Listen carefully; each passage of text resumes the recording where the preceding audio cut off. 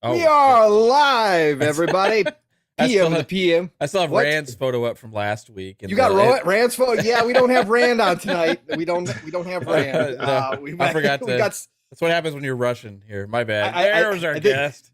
I think everybody who's on camera can tell, or anybody who can see the camera right now knows it's not Rand. It's not Rand here. I'm not Rand. No, that's right. Listen, everybody, it's PM in the PM. That's right. Pong and Mav in the PM, back on a Thursday night. It is January the 26th, 2023. Getting ready to hit that February already. Valentine's Day around the corner. Make sure you're picking up your loved one a card and some flowers at least, right? So we're getting there. We're getting there. But anyways, we are back. It has been an excellent week. We just came off some live shows yesterday, obviously with the Developer Direct, and we're going to get into that. We're going to touch a couple smaller topics, but Mav is a little under the weather tonight, so we might keep a tight ship here. But we do have a guest, as you all can see. 4 hours. We do have a guest tonight, another one, and he, again, let's get to him. Our guest tonight is one of the godfathers in the Xbox community. A man who has bled green since the day Microsoft forged the first Xbox. In fact, that green blood is so thick, he named his podcast in honor of it. Yeah. He's been in the content creation scene so long, he knows what many of the clowns out here look like without their makeup. A podcast host who routinely turns ponies into glue while drinking their tears from an Xbox mug.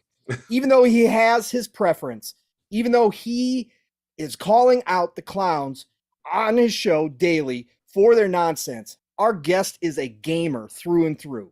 He isn't afraid to criticize the home team and praise good games on other platforms, which he does own. A gamer whose roots travel back in time nearly as far as mine. A gamer who brings knowledge, perspective, and passion when talking about this industry. Our guest tonight is the host of We Bleed Green podcast, co-host of the TTS Talk That Shit podcast, and creator of weekly SDF, that's Sony Defense Force for any youngins out there, Sony Defense Force roasting videos. Chat, put the clap emojis up for the one and only Dirt Griggity. Dirt, how you doing, brother? That intro, thank you, brother. Hey, welcome, man. They make me feel important, man. I appreciate that. First time on PM to PM. You are important, man. You're VIP tonight, man. Let's go. I appreciate the introduction. Thank you for having me, man. I saw somebody say Rand is black. Yeah, man. Rand doesn't show his face too often, so but thanks for having me on, man. It's a pleasure to be here. Yeah, man, I have a lot of fun on my Xbox channel. We talk a lot of trash. Listen, man, we do console war stuff, but it's all in fun with us. We don't take it too serious, but it's all fun. But thanks for having me, guys. Absolutely. You been playing anything recently, Dirt? What you been getting into? Actually, it was funny. After that great introduction, the Xbox guy, I just finished Miles Morales. Like I just finished it because I never played it. There you go. I never played it. I have PlayStation Plus Premium. So let me check it out. It's actually pretty good. Good. Did you like it more than Spider-Man or like about the same? It's about the same. The only thing I like better, they don't have those Mary Jane missions. Yeah. Those Mary Jane missions were brutal to me. So so technically I would say I like it a little better. But yeah, it's a solid game. I'm pretty sure part 2 is gonna be dope. But yeah, I've been playing that. Recently I just started Hi-Fi Rush last night, and also been playing a little Gotham Knights. That's not bad. That's about it. Good gaming. Like I said, you're a gamer through and through, man. So even if you host a podcast, and again, you guys don't necessarily just attack. You go after the clowns, the clown show. POS of the week, So, yep, exactly, man. Your Mondays one was great, by the way. Thank you. You're welcome. But of course, I've got my co-host who is feeling a little under the weather tonight, but he is braving it all, and he showed up to do this anyways because he would not miss a PM in the PM if he doesn't have to. That's right. The Emperor of the entire Fun Speculation Kingdom, the one, the only Fun Speculation, aka Mav. What's going on, brother? How you been outside of being sick? Because you were doing great yesterday when we were live. So you were doing great. It hit us last night. Kate was feeling under the weather too, as well as like it is what it is. I think it'll be a short-lived thing. I got stuck in traffic, so I see the chat saying it was Dirt's fault that we're late. Just assuming, right? I was blaming me. This one was on me. I got stuck in Dallas traffic. It was we are turning into the Xbox 2 show. We joke about this, but we are. Jez and Rand can never start on time, and neither can we. It's either usually Pong or me. It's one or the other. So well, it is only the two of us, so that makes sense. I guess so. Yeah, I can't blame it on anybody else. We'll just start blaming Kate. It was Kate's fault. It's Kate's fault, guys. Blame the wife, huh? Yeah. She had me make all these stops on the way home. That's not a recipe for a long marriage, sir. Yeah. We probably should not do that. But yeah, we're here. We're live. As far as gaming goes, man, we got a nice little Christmas present last night. A late Christmas present, I'll say, and a day one shadow drop game with Game Pass. And when I saw the game on the Dev Direct, I know we'll get in more of it later, but I was like, okay, cool, I'm gonna check it out. But I really wasn't somebody that loves rhythm games and stuff like that, But I was like, you know what, I'm gonna stream it and see if I like it, see how it goes. I was super into that shit, man. That game is good. I really I was digging it. Like it immerses you, the music. And this was a streamer mode music too, so I didn't even have like the Prodigies and the 9 Inch Nails and Fall Out Boy and all that stuff. I had just their own tracks, and I was digging it, man. I was really into this, dude. And I actually want to get the soundtrack if there is one, or find it on Spotify or something, because their in-house music was absolutely incredible. But yeah, I was digging that. The game is solid. It's fun as hell. Fast, fluid. The actual like cutscenes and stuff are really good, well made. It kind of looks like a show that you would see like on Netflix or something. Good. I was like, wow, that's impressive, So a game like that just came out of nowhere was a big surprise. So I was happy about that. Digging it way more than I thought I would.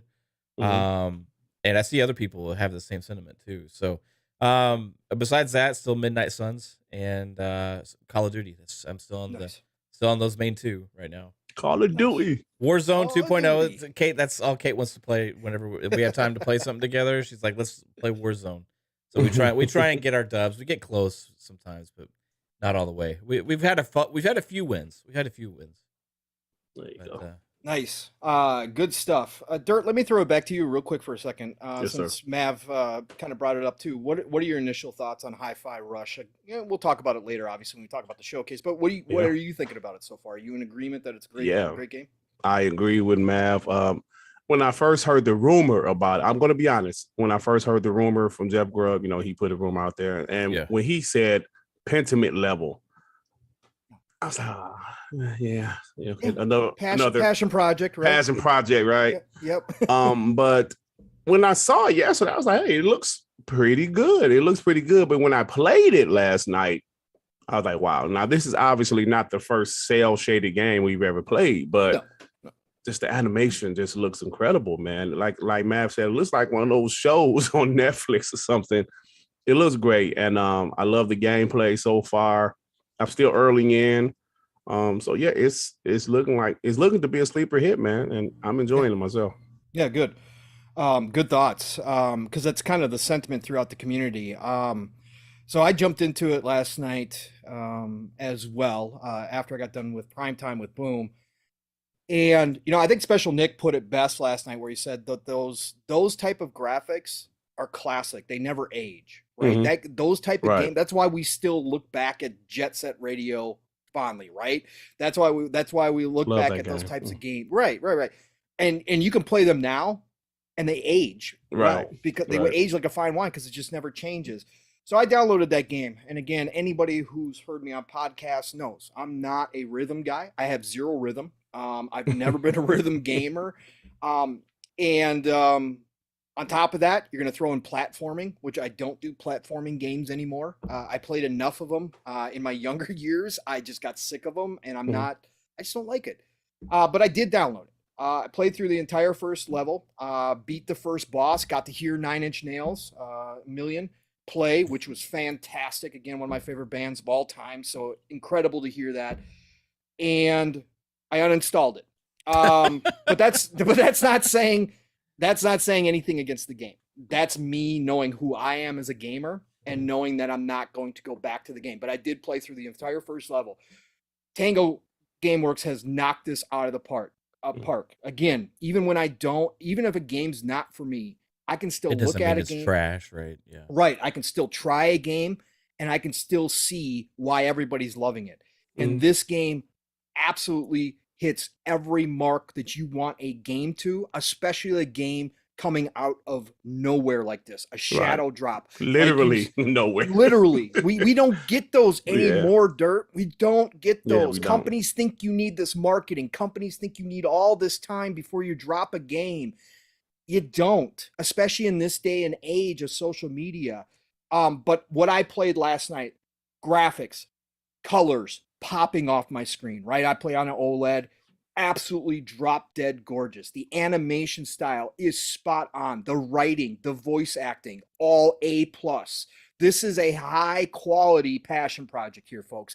This isn't some small, side piece. This is something that they put a lot of heart and soul into. And it wasn't even ShaneG that did this one. This is John Johannes that did this, right? Mm-hmm. Yep. So for Tango to come out, not only to be able to hold this secret tight when we know Xbox is very leaky, okay? In the past, they have been very leaky. The most we got was Grub saying, hey, Hi-Fi Rush is the name. It's going to be a rhythm-based brawler. That's the most information we got out of this game. Mm-hmm. For them to be able to hold this tight to the vest and to shadow drop it, which shows that Xbox is allowing ZeniMax to run itself. Right? Yep. They are allowing this stuff. This is not what Microsoft would do with one of their games, but they obviously gave the okay to Tango to do it this way. This was the perfect game at the perfect time at the perfect show to start off 2023 when Xbox needed it the most to hit this way. And the fact that it came out as polished as it is, as complete as it is, Mhm. to rave reviews from the people that matter the most, not the reviewers, not the IGNs of the world, none of that garbage, not the Metacritic, not the Open Critic score. It mattered most to the gamers to get their Mhm. hands on it, to download it, and Yep. instantly start posting screenshots and videos The word to of mouth. Twitter, Yep. to Facebook, to wherever, saying this game is fantastic. And then today to see it in the top 5 Steam most sold tells you everything you need to know. Word of mouth, man. That's right. That's how this works nowadays. And I hope Microsoft is seeing this, and I hope light bulbs are going on. Phil came out today and made a tweet. Tim Dog asked him what his thoughts were. Phil responded, as he generally does to Tim, and said how much he loved the game, and it was great, and it was great to see Tango Gameworks. And he said the shadow drop was a great thing. We can't do it for every game, but it's definitely special here. Mhm. That is a huge indicator to me that they are seeing this, and they're seeing what can happen when you do it right. So again, for everybody loving it, I completely understand why you love it, and I agree with you 100%. I was playing on easy mode, so before anybody says, well, there's an easy mode, listen, even on easy mode, when I know I'm not hitting the beats, when I'm not getting the special combos going, I got to sit back and be honest with myself. Yeah, no. I just got to be honest with myself and say, I'm not going to put the time into this game, right? Hey, Pong, may I ask you a question, though? Yeah, Let me ask you and Mav a question. Yeah. You mentioned, ZeniMax is kind of running themselves, which I agree with. But let me ask you this. Do you think if there was no Xbox or Xbox Game Pass with Bethesda right now, do you think a game like this would have been made? That's an interesting question, Dirt, because I wish we knew when this game was started, because that would tell us a lot, right? I thought I read 2 years ago. And if I thought that's what I read. And if that's the case, then I will. If it did just start 2 years ago, that and Pentiment, that would be both a big no if those companies weren't underneath the Xbox umbrella, in my opinion. I agree with you. or disagree? It definitely probably wouldn't have been a shadow drop. Oh, definitely not. Yeah, I mean, I think Game Pass, like Phil alluded to, makes it easier to do something like that, because when you do that, you all of a sudden have 30 million plus people that could all of a sudden be interested in just downloading it, because we've been starving for new content. And it's been a great time to think of all that we went through last year with Xbox and all the talk. And they had this sitting in their back pocket the whole time. Yeah. Like, what cocky MFers over there at Xbox, knowing how their 2023 was going to be. They listened to all this talk, knowing you got this in your back pocket. And they could have played that card anytime last year. They could have played it anytime last year, but they're like, no, we're going to save it for the moment. And they save it while they cry about us not being at the VGAs. And they sat there and they saved it. And what a smart move, because it hit like big time. And not only that, like the chat was saying, and I had just looked it up, it's 760 reviews on Steam right now. 98% positive. Wow, that's incredible, bro. 98% positive. So this is not just a hit on Xbox. It's not just a hit on Game Pass. This is a hit with gamers, like from and Steam. Platforms. They got to buy it, right? They got to buy it on Steam. They got to buy it in order to review it. $30, and that game is well worth the $30 price tag that they're asking. Easy. Yeah. I mean, I've seen JRPGs come out that look very similar and stuff. You like a game like Scarlet Nexus, for example. Maybe Scarlet Nexus is a much bigger game, right? Like it has a lot more content in it or whatever. But still, to come out and have like those games $60, $70 a lot of times, right? This comes out at $30. And for what I've played right here, not only does this game really polished, and it's just like there's no question if this was done, right? This game did not come out in a bad state, right? Right. This game is 100% polished, but it also has a lot of, even for probably what's going to be like a shorter game. I'm guessing maybe 10 to 12 hours. I've beat the first 2 bosses, right? Yeah. So my stream last night was like 2.5 hours, 3 hours, maybe something like that. I heard there's 12 bosses in it.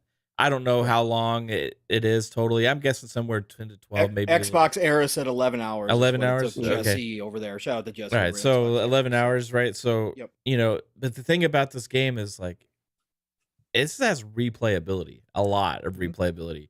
Because you can have trying to beat your scores on the different levels and trying the different combos and stuff. And like, you're going to keep unlocking things and stuff with this. And I'm wondering, look, because this for me, this is a success in many fronts. So it's a new IP, that's a hit. Yep. It's a Japanese game, Correct. published from Microsoft as well. Yep. And it's the first game of 2023 to launch from the first party, right? So for those three things to all hit and be successful is big for them with the momentum for this year as well, right? And piling that on with the developer direct and all those games that we saw there and the excitement that's around that stuff, man, to think that they just had that still sitting there in their back pocket and they laid it on us like that. That was such a huge surprise, man. They nailed it. They did 100%. And Dirt, answer your own question. What do you think? Yeah, I believe this game would not have come out if it wasn't for Xbox and Xbox Game Pass, because this is a game that's, I mean, honestly, you could tell it's a game.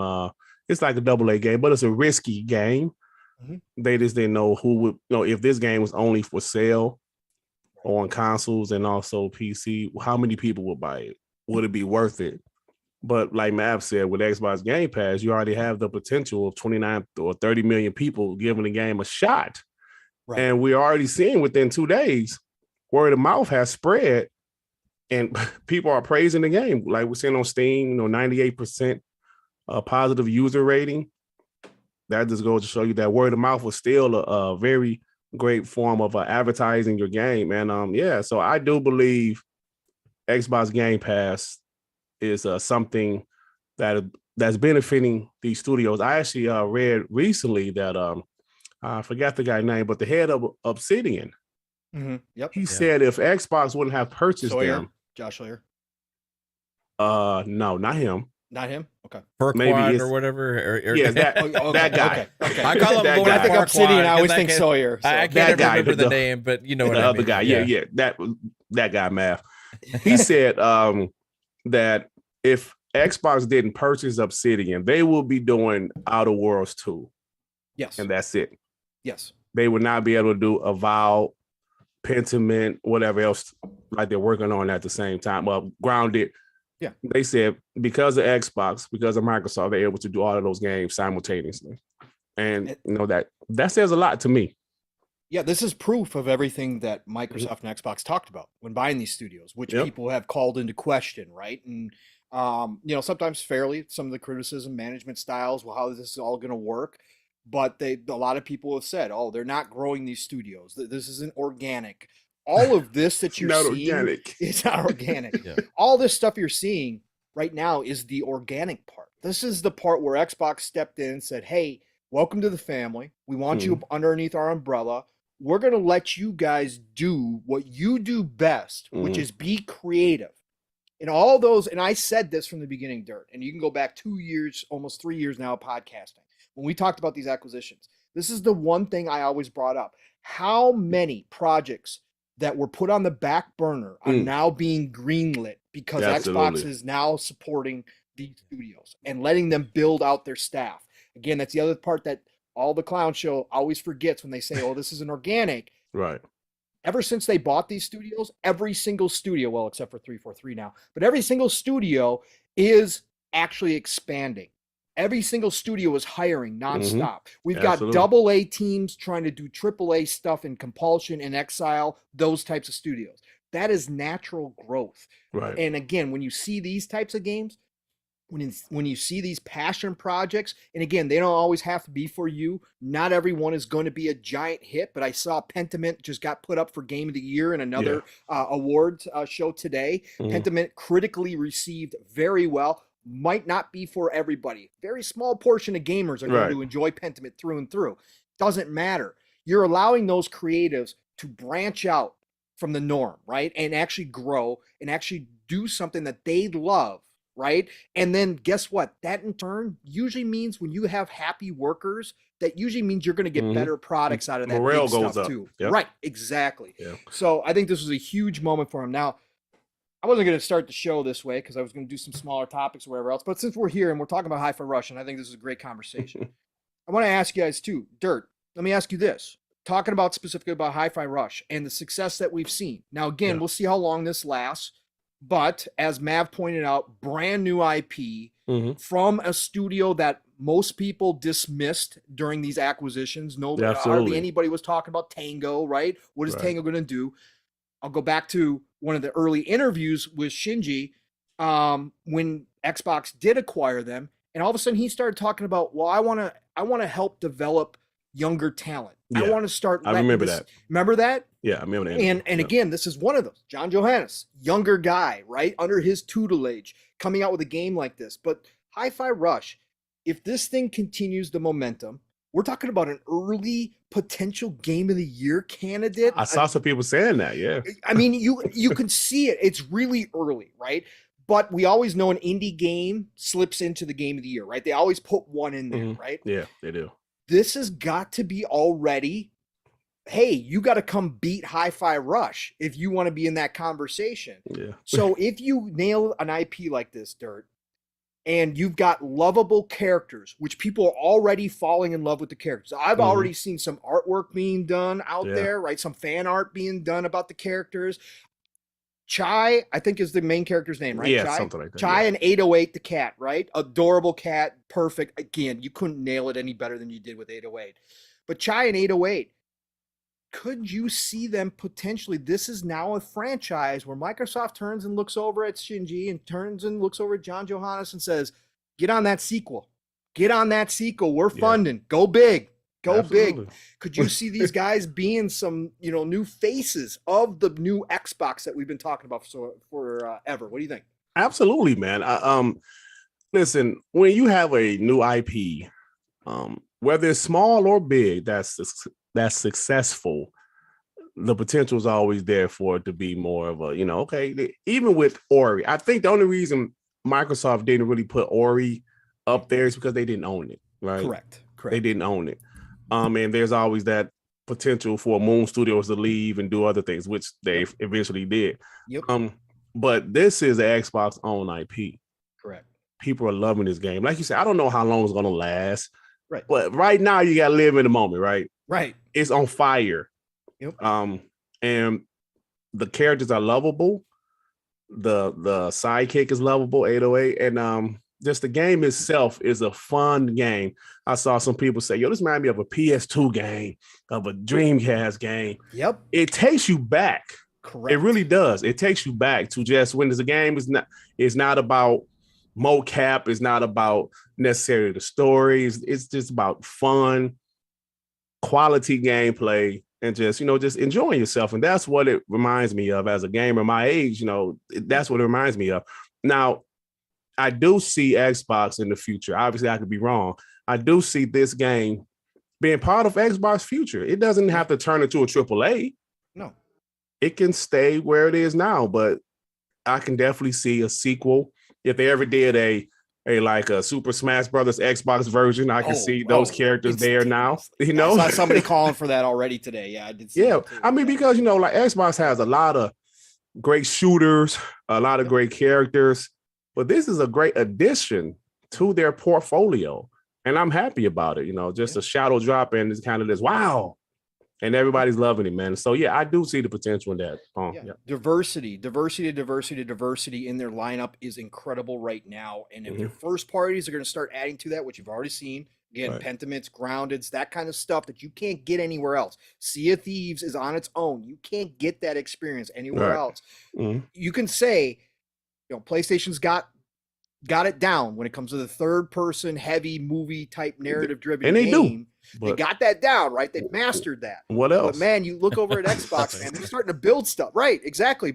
You look over at Xbox and you start seeing everything else show up over here, right? Again, the only other thing Sony does have over the top of Microsoft right now is JRPGs, right? Because they still get the niche JRPGs, all that kind of stuff. Third party stuff. Third party stuff. Yeah, exactly. That's the other thing that you see when you look over there. But now Microsoft is building something special. Mav, we still look back fondly, a lot of us, like Dirt was saying. People are calling this out, saying this is PS2, Dreamcast era type game here. We still call, again, instantaneously, everybody was Jet Set Radio. We go back to Beautiful Joe, right? Which is another game that this reminds me of. Like Sunset Overdrive, everybody was talking about, right? You see these throwbacks, and again, with this style, it ages so well. So a game like this comes out of nowhere, hits like it is currently speaking. If it carries that momentum, do you see Xbox building this IP out even more so and kind of this being a surprise? Like, hey, we didn't know we were going to have this IP.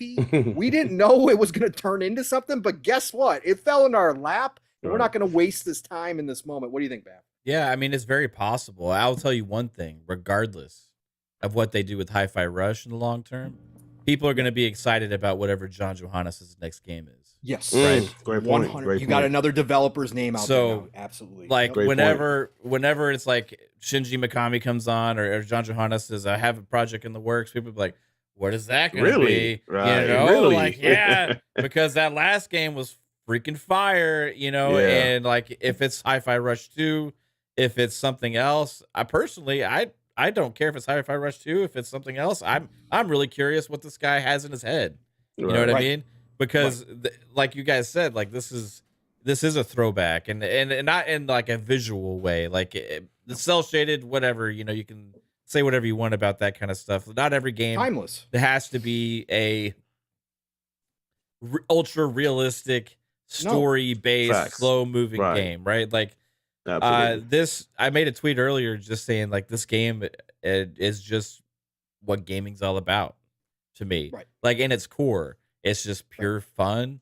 You get immersed into it. It has great animations also, like so you can critique, well, this game doesn't look realistic enough to be a banger or whatever you want to say, whatever. Right. Ugh, But the animations and the art style and the it the was great. voice acting and everything coming through, that's hard to do at the level Yes.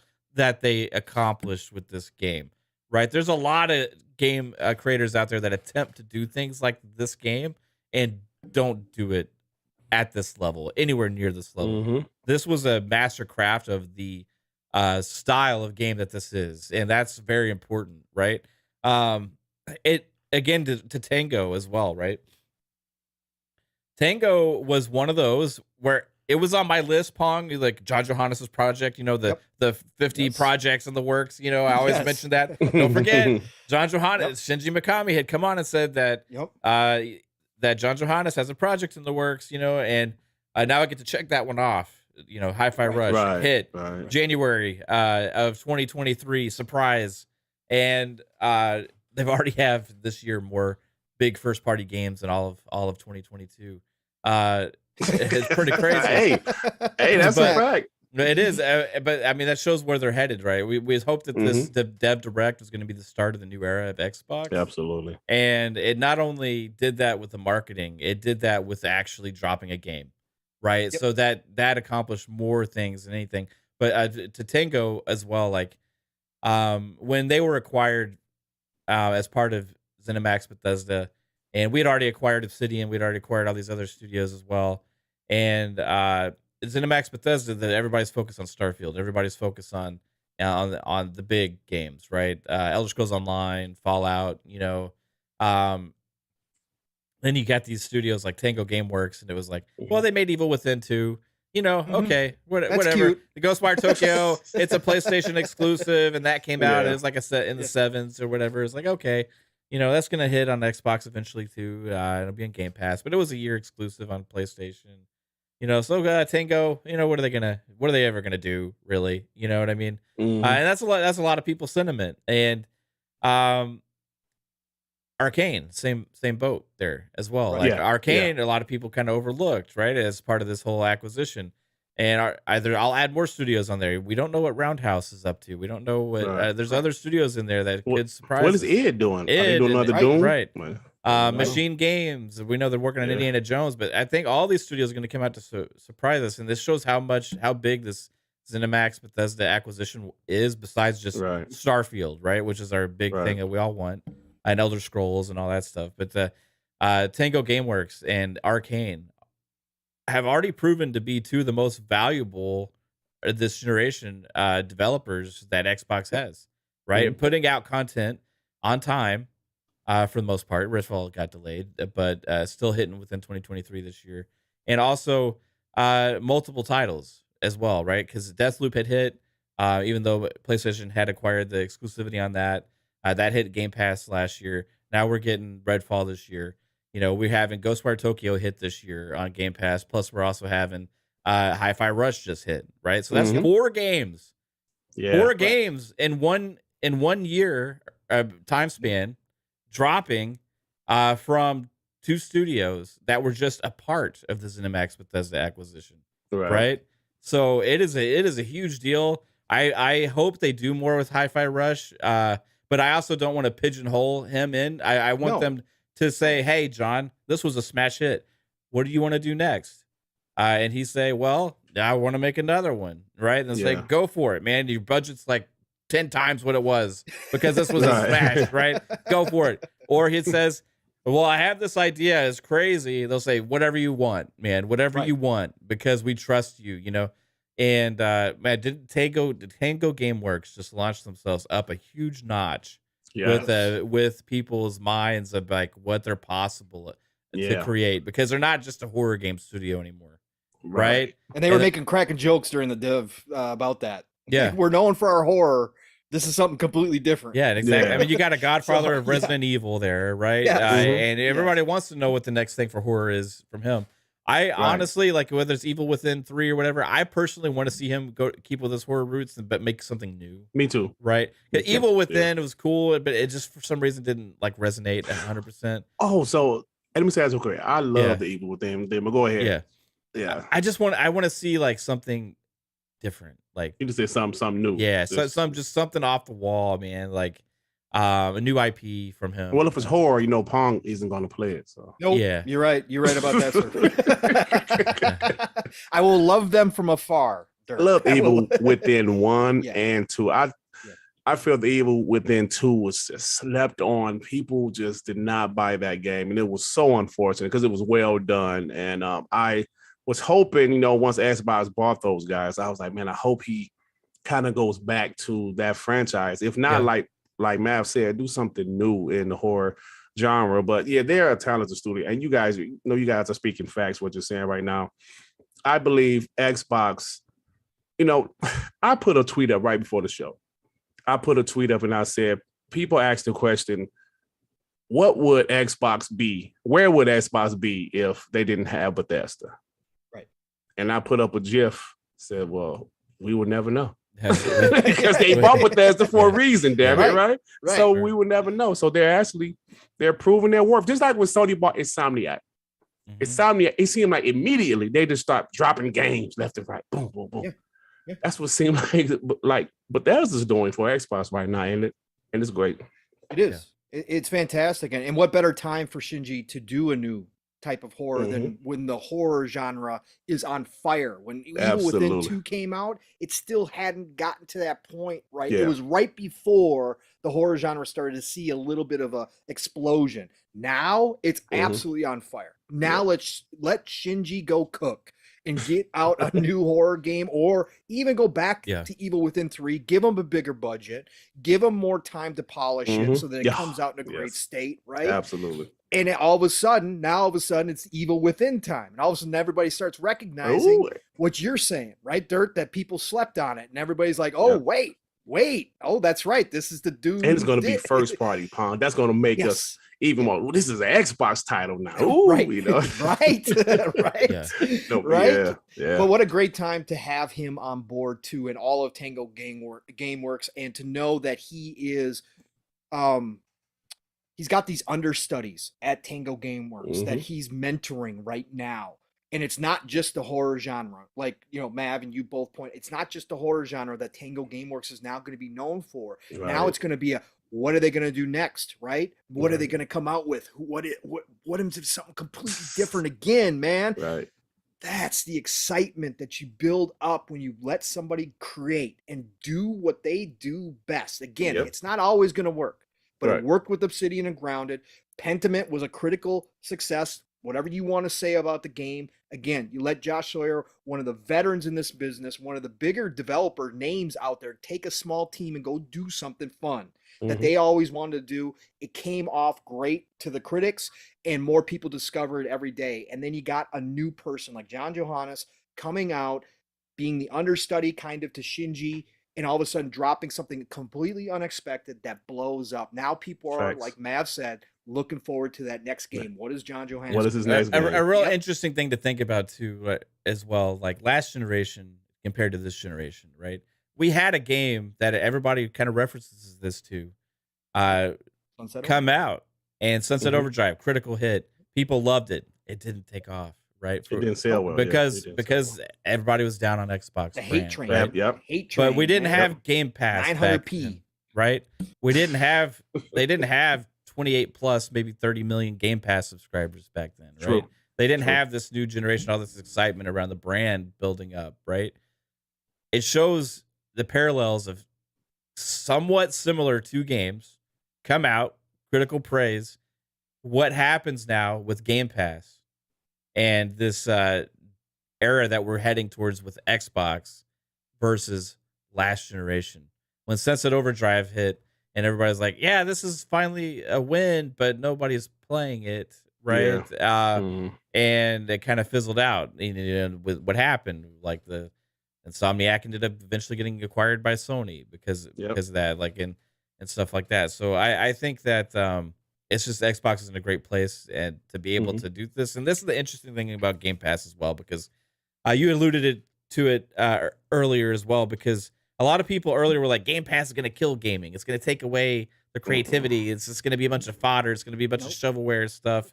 It's going to be a bunch of AA and nothing more and stuff. But like from the get-go, we've been making the argument that not having to only rely on the individual cells of whatever you put out there frees up these creators. It also frees up the timelines that you give for them to be able to finish their games, right? Right. Because you're not having to worry about individual specific just return on investment based on how many sales a game gets versus how much money you spend on it, right? Now you have how many people how is it growing the brand is your metric, right? What's your engagement with Game Pass? What's your engagement with getting people to subscribe? And those are the metrics now. It's not just about sales.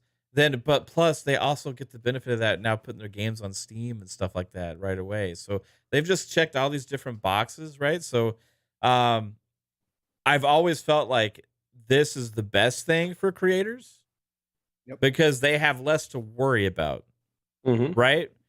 And they can be free to make things. Now, if it's the big budget thing like a Starfield, right?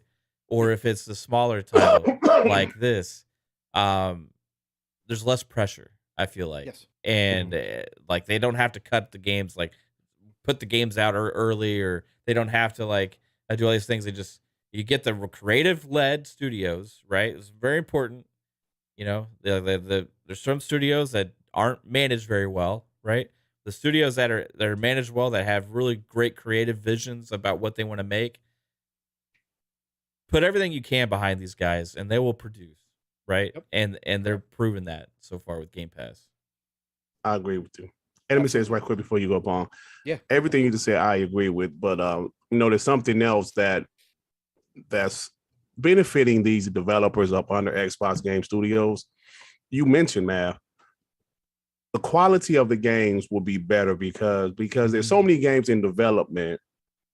These studios can have even more time developing games. That's why I think the position Xbox is putting themselves in with acquiring all of these studios, these publishers, and all these teams. And these teams are actually doing separate games at the same time. We all know the most important thing when it comes to game development is time and budget. And of course, talent, but time and budget. There's a few games I can remember in the past, like a game like Recoil, which I loved. The game was released and it wasn't all the way finished because the following year they had the definitive edition with the extra robot that was supposed to be there from the beginning. And the budget, you could tell the budget was low. For whatever reason, during that time, we heard rumors by Xbox not really, putting their all into gaming. So like a game like Recoil would have benefited nowadays, being the Xbox Game Pass with a bigger budget and more time. So where they're going now, I absolutely love it because we're going to see more quality, smaller games like a Hi-Fi Rush or a Pentiment. And we also want to still see the big AAA games. And I love it. Like you said, this is the best position Xbox has ever been in. And I'm glad I'm here to witness it, Yeah. No, absolutely. Back then they had to force games out the door because they needed content. Recoil was one of them. Yeah, ReCore was one of them. Get Absolutely. out there. Yeah. If you Yep, play that gotta get it game out. now, actually with the updates and stuff, it's actually Yes. really good. It's I love actually ReCore. fun. I actually finished it, bro. I don't know how I Yeah. did, but Did you? I finished that game. I love ReCore. I love that game, and I said that game has so much potential. Yeah. But Yeah. I don't think they're going to do anything with the franchise because Xbox does own the franchise, but I don't think they're going to do anything. Nah, I don't think they'll go back to it. Maybe. Yeah. You never say never. In this Wasn't industry, that- common sense throw out the window. Wasn't that game a collaboration of different creators as well? Yes. Like from Yeah. it'd be hard to recreate that, I think. You know? Yeah. It would be. It would be hard to get it back again. But again, it could still be viable in somebody's eyes. But again, Yeah. it's just more the point that Dirt was making, that they had Yeah. to force things out the door, cut Mhm. off, budgets, and say, nope, we just don't have it in us. Now that's not the case anymore. Yeah. And that's the best part about this. And like you said, Dirt, we should, now that they're putting an emphasis on quality, obviously, we should see that bar raised. Not only are we going to have quality, but we're going to have quantity. Because all Absolutely. these studios are growing. We've got studios, most of the studios are working on multiple titles at the same time. We've got, like Mav said, he had the list broken down, and this was last year, 50 plus projects in the works that we know of. That's not even what we don't know of. So we're going to see this through and through. This is a start. Again, no better way to start than with this show and with a hi-fi rush to say Xbox's the new Xbox, right? The new Xbox, the way that we're going to move forward into the future is now. This shows it. It's proof of concept of what they're trying to do over there. And I think the more of these that we get, the better it's going to be, and people can no longer ignore it and say, no, it's not going to work. It's not going to work. They're going to do this. They're going to ruin this. Nah, we're going to get through that, and we're going to be done with those narratives as well as time goes on. I've been waiting for that, Punk. Damn, I've been I know waiting you for have. that. Dirt, I know. I've been getting my man. legs beat last generation. You've been getting your legs beat for a long time, sir. Yeah, man, they've been beating my legs, but they're all strong. But my legs are strong now, man. They're strong. They're bruised. They're fully They're healed. bruised, but they're not broken. We're They're getting, not, we're but they're almost healed. They're almost fully healed. Let's go. All right. First of all, shout out to the over 150 people that are jumping in here and joining us tonight. Welcome to PM in the PM. If this is your first time, if Dirt brought you here, welcome. To all of our regulars out there, welcome to all of you. If you're listening to us in the future on your favorite show, whatever your favorite podcast, link, whatever you're doing, we appreciate you. We love you. Nothing but respect to you. If you can all take the time to hit the like button, if you got a few seconds to share it out, great. Thank you so much. But again, just appreciate you all jumping in here, and hopefully you're enjoying the conversation. So I was going to save the show for later, but let's just get into it because we discussed Hi-Fi Rush. So great discussion on Hi-Fi Rush. Again, worthy discussion of Hi-Fi Rush as well for what it did from yesterday's show to today. So Dirt, give me your breakdown of the show. Obviously, you don't need to get into Hi-Fi Rush anymore, but give me the breakdown of what you saw at the show. First of all, your overall kind of thoughts on the direction here, because we've had these conversations. You guys have had these conversations on We Bleed Green, TTS, about what does Microsoft do going forward for marketing? How do they get the content out there to show off? So give me your overall opinion, and then break down the other games we saw yesterday and kind of what stood out to you. And then go ahead and give me a score or a grade, whatever you want to do about the show. Well, let me say this. We've been waiting for Microsoft to have shows like this. We've seen Sony have them, Nintendo have them. So we've been like, I wish Xbox can have them. Now, but looking back, it's clear they didn't really have the content ready for these types of shows. Even when they did Inside Xbox years back, most people was down on Inside Xbox because they really didn't have the content to have a good show like that. It was boring. The hosts were rambling. So when we heard about this show, when Jez Corden had talked about it, and then Xbox officially announced it, it's okay, cool. We've been waiting for this. And I got to admit, man, the show was, I love the show. They were transparent. They told you the games that were going to be there. Minecraft Legends, Elder Scrolls Online, Forza Motorsport, Redfall. Now, of course, Hi-Fi Rush was a surprise, which is cool. They told us what games were going to be there. So it was funny when you saw, I want to see Hellblade. I want to see Fable. Fable better be there. I want to see Gear 6. Shut up. I saw that all over the place. And then people are like, where's this game? Where's that game? Like yeah, stop it. Where's Perfect Dark? So I love the transparency. Boom. And I say, I would like to see more of this. So I love the format. I love to see I love the no host. No offense to any other 100%. hosts, but if there's going to be some talking, I would rather the developers talk over their the gameplay, and I loved it. I'm not even into Minecraft or Elder Scrolls Online, but I thought those were cool also. Forza Motorsport looks incredible. And I'm a huge Arcane fan. Even before the Bethesda acquisition, people said, man, you just like them because there's about them. No. I finished Prey. I finished both of the Dishonored games and even the DLC. I love Bethesda before Xbox purchased them. So I'm a huge Arcane fan. The Redfall looks great to me. And, of course, the big surprise with Hi-Fi Rush. So, yeah, I thought the pacing was great. Just the format itself, I love. And I'm looking forward to them having more of these smaller shows in the future with more content because they have so much content in development. Mav said over 50-something games. Yeah. And I love it. And as an Xbox fan, it's great to be able to, be positive about things like this in the future. I love this. So yeah, I gave the show about an 8. No, a 9. 9? Yeah, because I said first I said 8, now I said 9. I just thought it was everything it needed to be. It wasn't too long. It was a perfect length. It's like 44, 45 minutes. I thought that was great. So and they did everything that they needed to do. They showed some gameplay of Forza. Wish they would have had the release date. It probably would have been a 10 if they would have had the Forza release date. Right. But listen, part of me thinks they're waiting to hear from Bethesda with Starfield, to see where they're going to drop. I don't know, but maybe that's just me. But I get a show of 9. I think it's great, and moving forward, I can't wait to see what's next from them. Absolutely. What'd you think about the individual games outside of Hi-Fi Rush? Give me your impressions of Forza, Redfall, and Minecraft Legends, and even ESO, if you saw something you liked. Oh, I thought everything looked great. Like I said, I'm not into Minecraft at all. Right. Even that looked kind of cool to me. Like I would give it a try with some friends. Play some PvP, whatever. I would give it a try. Elder Scrolls, I'm not into at all, but I know there's millions of people that love that game. Yep. And I'm not selfish enough to think it's just about me, because some guys, Hi-Fi Rush look cartoony. Okay. Yeah. So every game doesn't have to be, a photorealistic game. Right. So I'm not selfish enough to think it's just about me. But as far as every game, Forza was a game. Forza Motorsport. I've been waiting for this game because even though I'm more of a Horizon guy, we know Forza Motorsport turned 10. Last generation, they will drop a new Forza every 2 years. Yeah. They've had pretty much 5 years and a half now. So I'm expecting this game to be a monster. Like you said, like when you just said how Xbox had to, they had games they had to keep on dropping last generation. It was usually Forza, Halo, and Gears. Yes.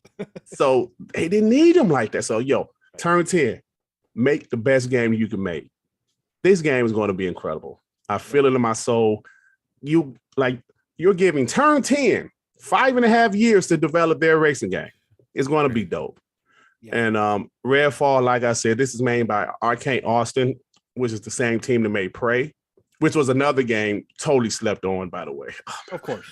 People slept on Prey most too. Arcane games are. Yeah, the great game. Like Arcane games, they never have like photorealistic graphics or anything like that, but the games always look good. And with Arcane games, it's not just about the story or even the gunplay. Nope. With Prey, the ship that they were on, that was part of the story. Yes. It told its own story. Yes. And from what they're saying about Redfall, Massachusetts, whatever state is in, I think that's the state it's in. Yes.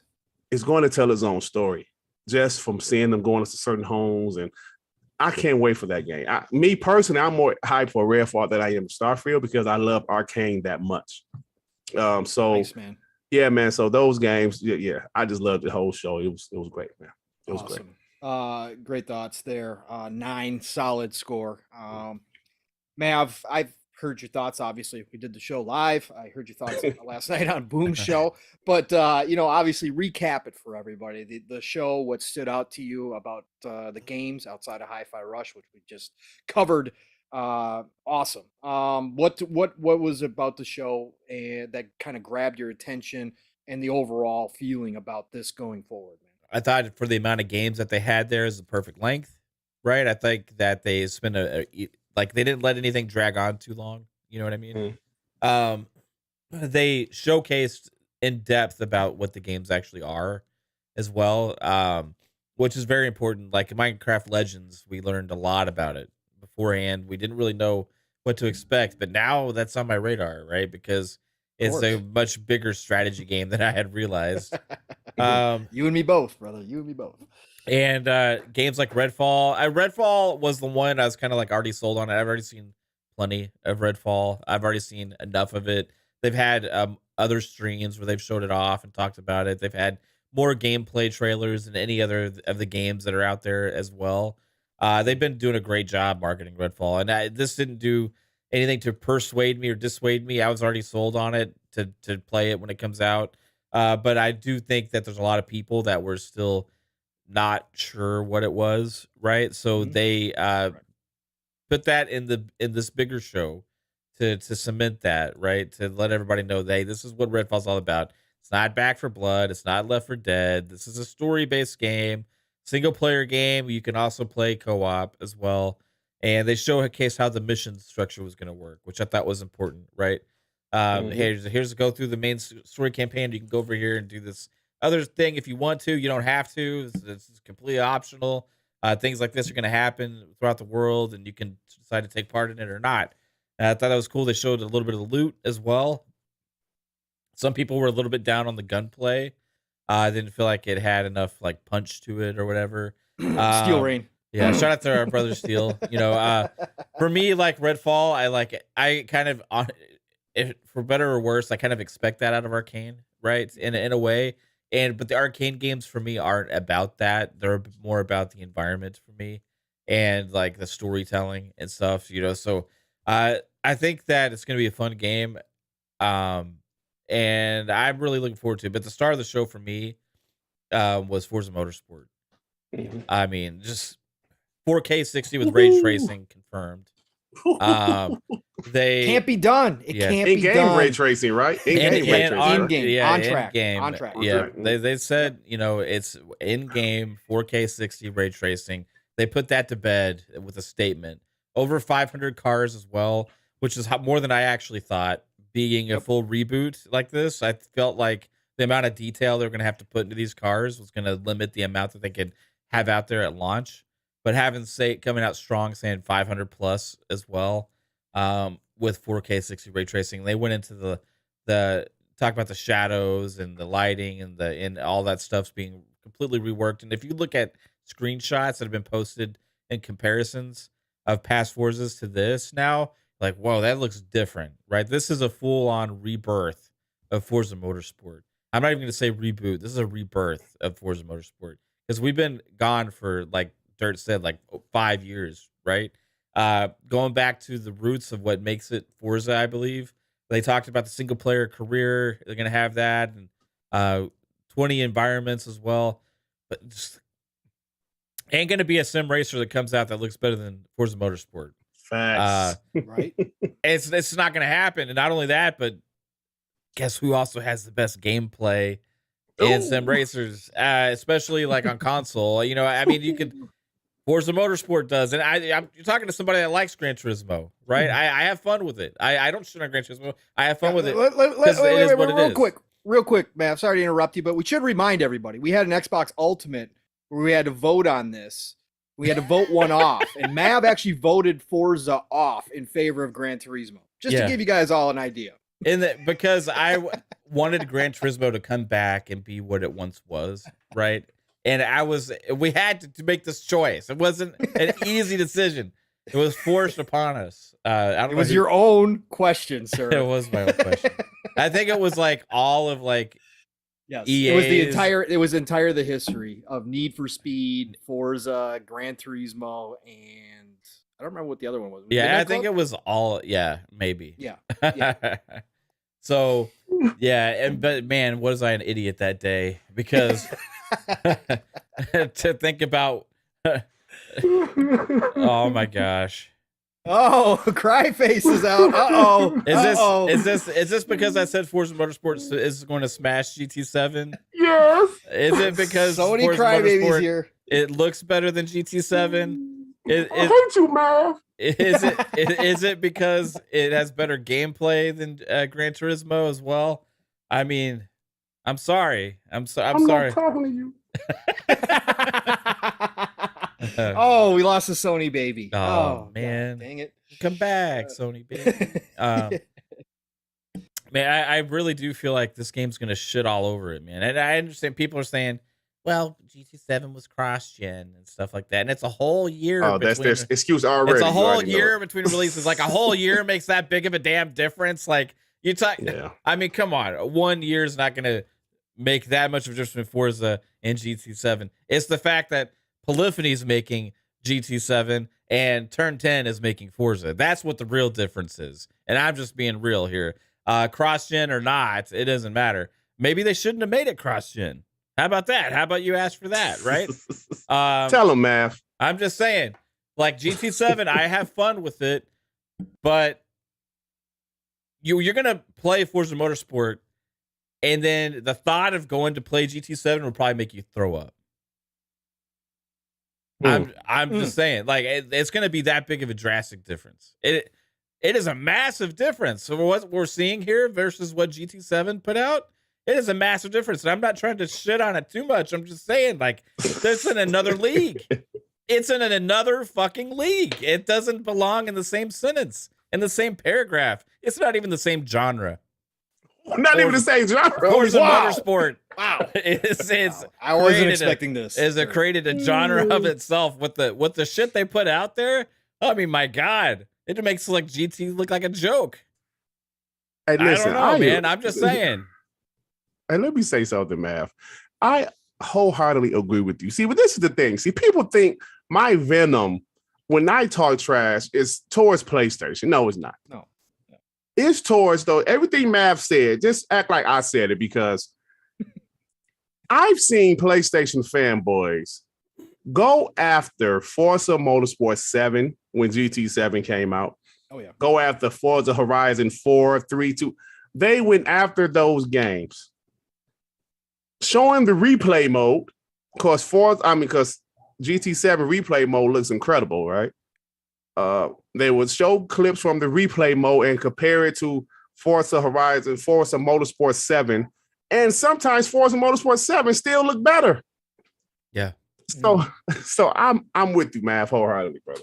Yeah, and the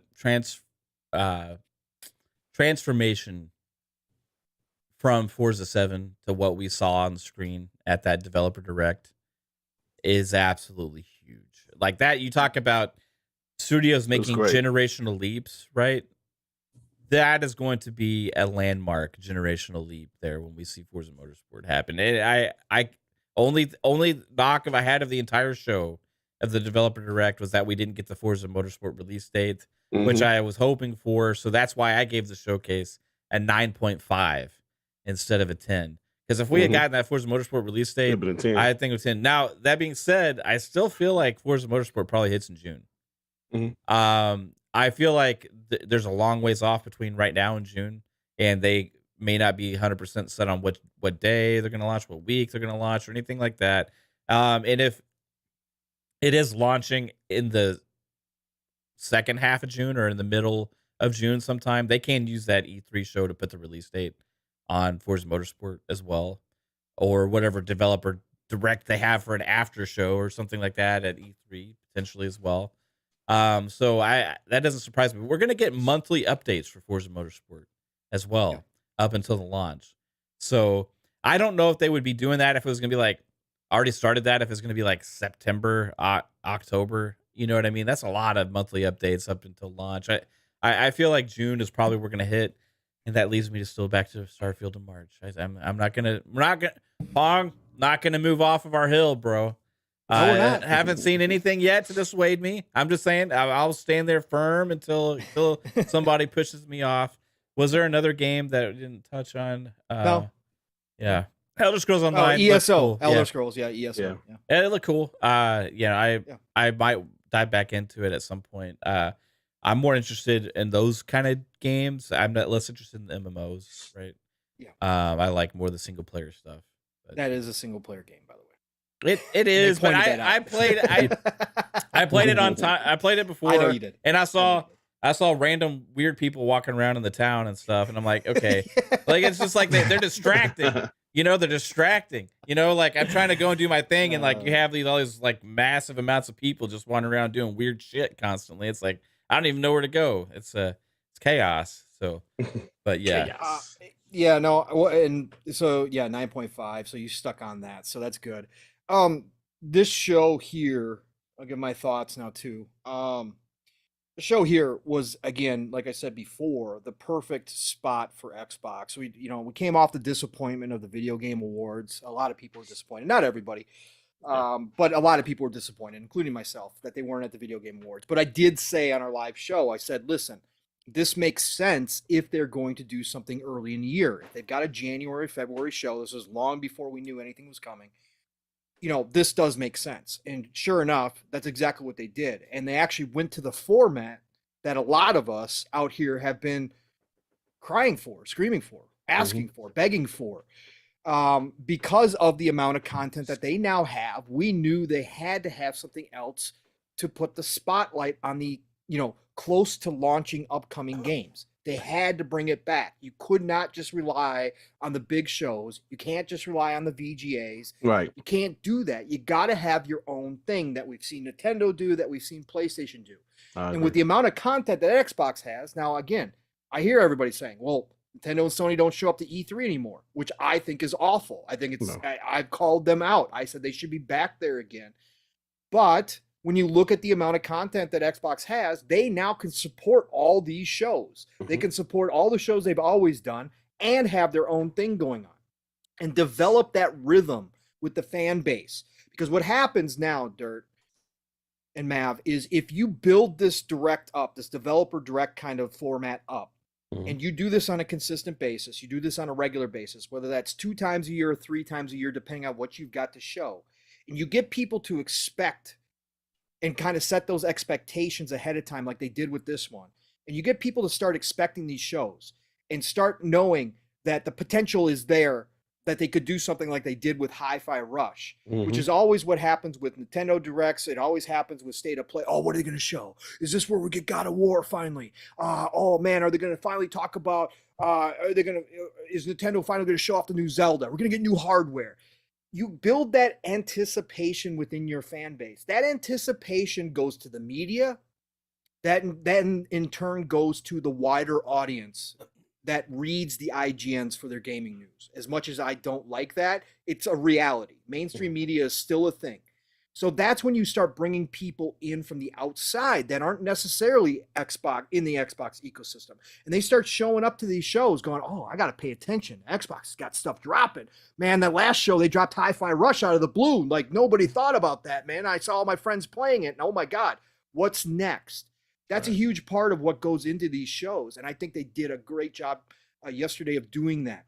From the graphic design, in the intro with the kind of chalkboard, kind of whiteboard aesthetic that they put on, kind of touching on that creativeness, it really set the tone for the entire show. And the other thing is that the devs themselves being able to show some of the faces behind the games that we always play. Again, I've been on this for a long time. I said this on Boom Show last night.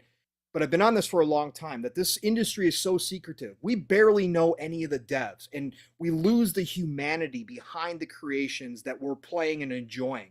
And the devs have been more outspoken over the past couple of years about the toxicity in the community, and we've seen the ridiculous DMs that some of these devs have gotten, and all that kind of stuff. A lot of that goes because they're dehumanized, because we don't know who they are. But when you put some faces to games, and you let them show up and you let them show their excitement for their own creation on screen and talk about exactly what they want to talk about their game, not some talking head like us getting up in front of the camera and telling everybody what we want to tell them about the game, but the devs themselves actually explaining their game, that changes a lot of attitudes towards development. And again, the secrecy in this industry is ridiculous. And I think this opens it up. I've said that that's why I would like to see, and Mav as well on our shows have both spoken up about the fact that when you announce a game and then you go silent for 3, 4, 5 years, that's what creates kind of that whole situation where you get leaks or any even fake leaks come out. Yeah. People want to believe it and run with it. It's because you haven't shown us anything. If you now have a spot where you can start doing that, where you have a spot where you can start highlighting the devs and maybe show some more of the behind the scenes stuff, that alleviates a lot of that pressure and a lot of that tension out there. And I think that this is an important first step. So love the show, love the pacing. The devs all did a great job. A lot of these devs, you know, this is like one of their first times ever in front of a camera. And sure, some of it was scripted, but we didn't get the corny scripting that we did at like Twitch shows and that kind of nonsense, right? We didn't get those fake laughs out there that, you know, ha ha ha, laugh now, ha ha ha, and it's stupid, right? We didn't get that. We got real human beings talking about what they're doing and what they're creating and what they can't wait to show us. And that really came across well in this show. So let's start with some of the games. Motorsport, man, what can you say? Turn 10 is that studio, and I've said it, and I'll fall back on it. Turn 10's got to be hated by a lot of other studios secretly, because whenever they show off anything, they set the bar so damn high for the rest of the industry, even outside of the racing genre. Because, you know, we've had the conversations already. Why can't you hit 60 frames? Why am I still getting games at 30 frames? Here comes Turn 10 going, yeah, 4K 60 ray tracing on track. No big deal. We got it done.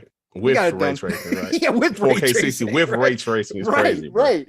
So they set the bar so high, but they're the known quantity in all of this. Like Turn 10, if there's any studio that you could pick out of Microsoft and say, hey, I know they're going to do it right, it's Turn 10 every single time. Sure, it might be just a racing game to a lot of people. It might be a simcade racing game, simulation game to a lot of people, and they can dismiss it. But they're masters at what they do, and they love what they do. And when you see these guys talking about the cars, when you see them talking about the racetracks and the time that they put into it, each racetrack that they went out and scanned came back with 3 terabytes of data that they had to, you know, get through and then replicate in game on their new engine. You know, these guys are real car guys and gals over at Turn 10, right? You know that they're loving what they're doing, and it comes out when they put these games out. And what we saw yesterday, sure, I would love to have seen more. I would have loved to have seen more today. I actually was expecting more today, and it was very short. But I think they're kind of ramping up and getting ready to talk more about Forza Motorsport as the months go by. Like Mav mentioned, they're going to have these monthly shows. But you could still see it in what we were presented. The craft is just so well done. And the leap, like Mav was talking about with the new Forza Tech engine that they put together over these years, part of the reason why we haven't seen a new Forza Motorsport, you could see the attention to detail has just ramped up so much more, even on top of the high bar they've already set. And so Forza Motorsport knocked it out of the park. Turn 10 devs did what they were supposed to do. Racers have always kind of set that bar through most generations. This generation has been a little bit different because we didn't have those launch games that came with the new consoles that kind of said, hey, here we are. But I'm from the old school. I remember when we got our Ridge Racers day one, right? Because they set the bar, right? They set the standard for what those consoles could do.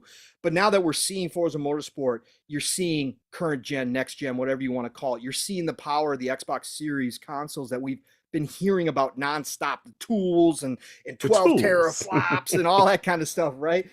You're seeing that in action when Turn 10 presents, motorsport like this. So that was just A+, knocked it out of the park.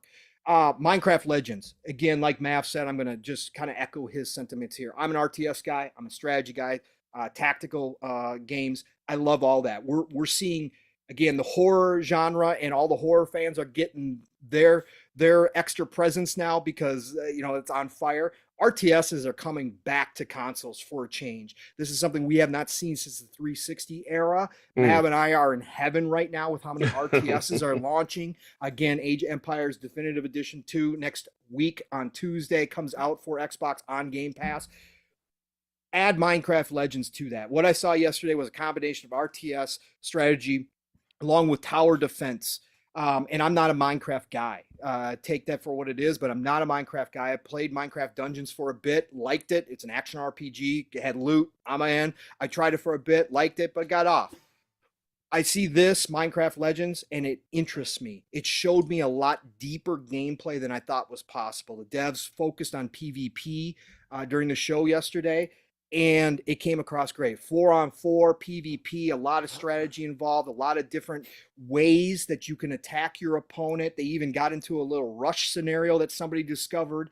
All of that to somebody who loves this game is fantastic, but it also has the added benefit of being Minecraft, and it might introduce people who never liked RTSs or thought they would never like that kind of game to play it if they're Minecraft fans, and all of a sudden they go, well, hey, I kind of like how this gameplay is. I kind of like the strategy involved in this. Gets me to think a little bit more than a lot of games. Let me go see what else is out there in the RTS world. And now all of a sudden you've got something like Age of Empires 2 Definitive Edition sitting out there, and people go and try something that's on another level. It's a little bit different. That's why I call this the golden age of gaming, seeing games like this come out. So this is going to expand the Minecraft universe. Devs did a great job again, A+ there. Redfall.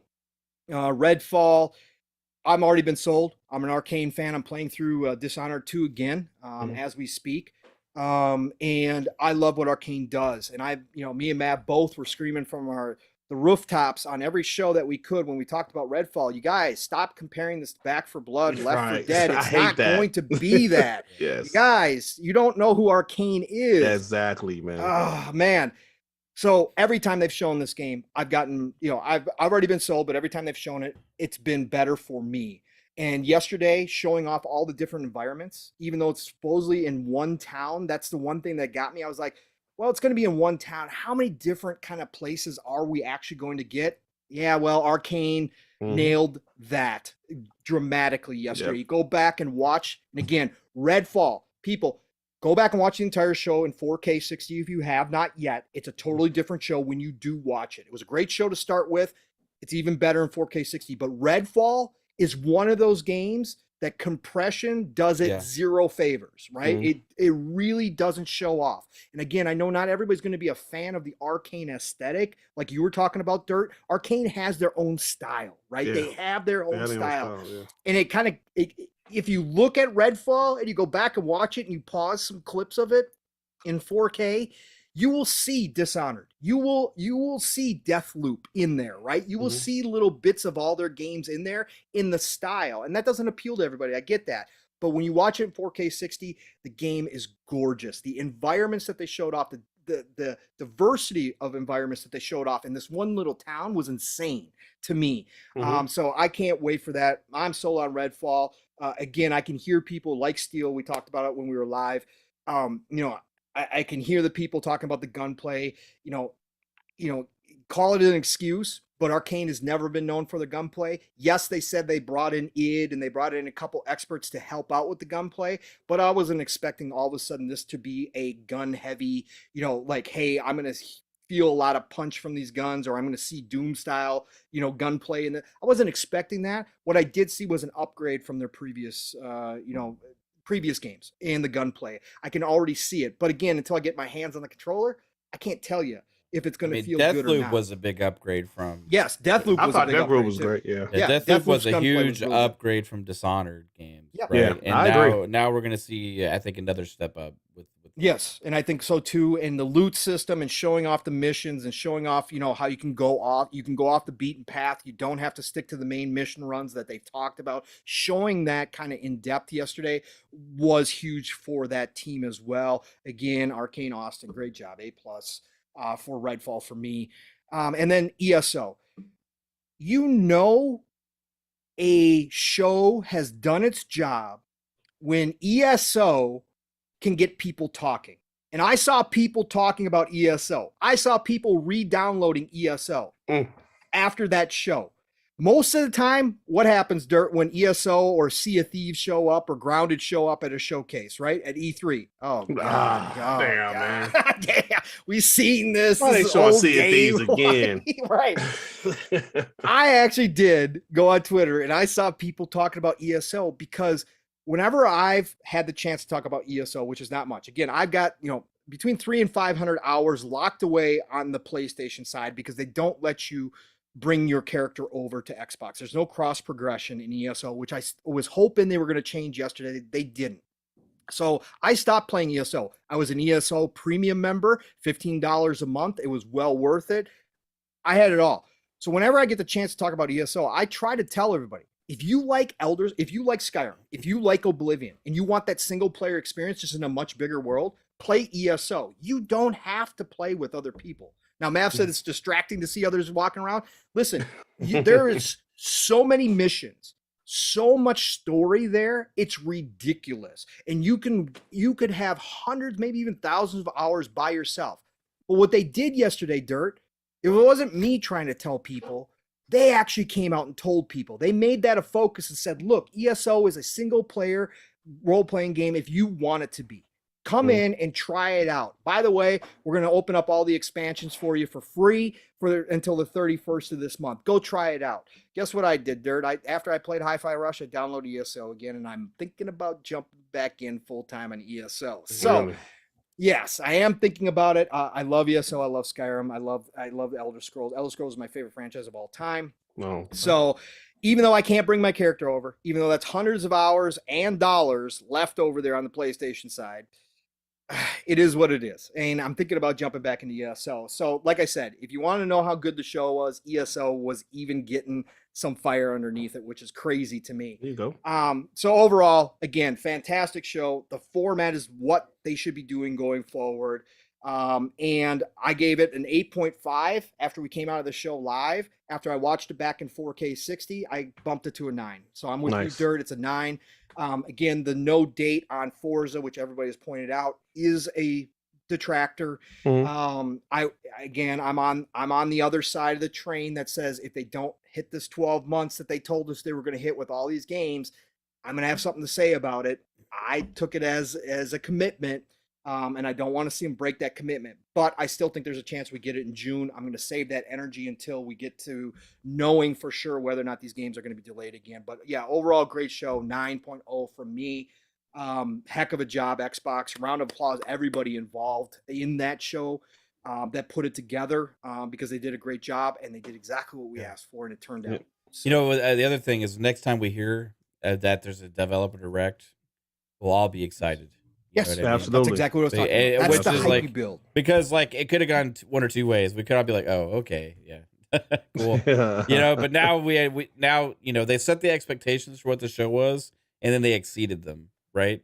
And I feel like that's important going forward. So we're gonna have some excitement about whatever that we watch next time there's a developer direct because we don't know. Maybe there will be a surprise, right? Yes. You know what I mean? Right. So that's that hook. Remember, Mav, I talked about having a little hook in here. Now they didn't do the one last thing, right? They didn't do that, but they still threw us a hook. And you're right. From now on, even if we get another show where they're just, hey, these are the games and that's all we get, the next show that comes up, we're still going to have that in the back of our head, right? We're still going to think to ourselves, what if this is the one that they drop something, right? Something new. Right. And it's fantastic. Great conversation, gentlemen. Dirt, let me throw you a curveball. Let me throw this back to you real quick while we're on the subject here. Now that we kind of know what they could be doing going into the future, let me ask you two questions here.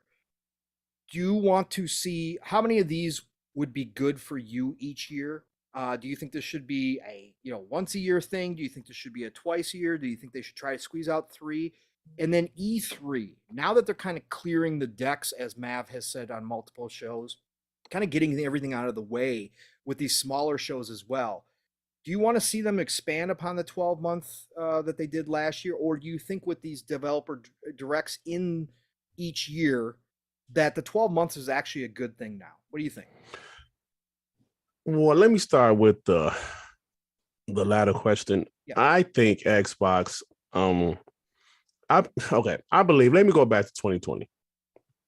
Xbox showed a lot of games early that was in development, from Fable, the Hellblade. Well, they showed that in 2019. I believe Xbox had to show those games because we knew nothing about the roadmap.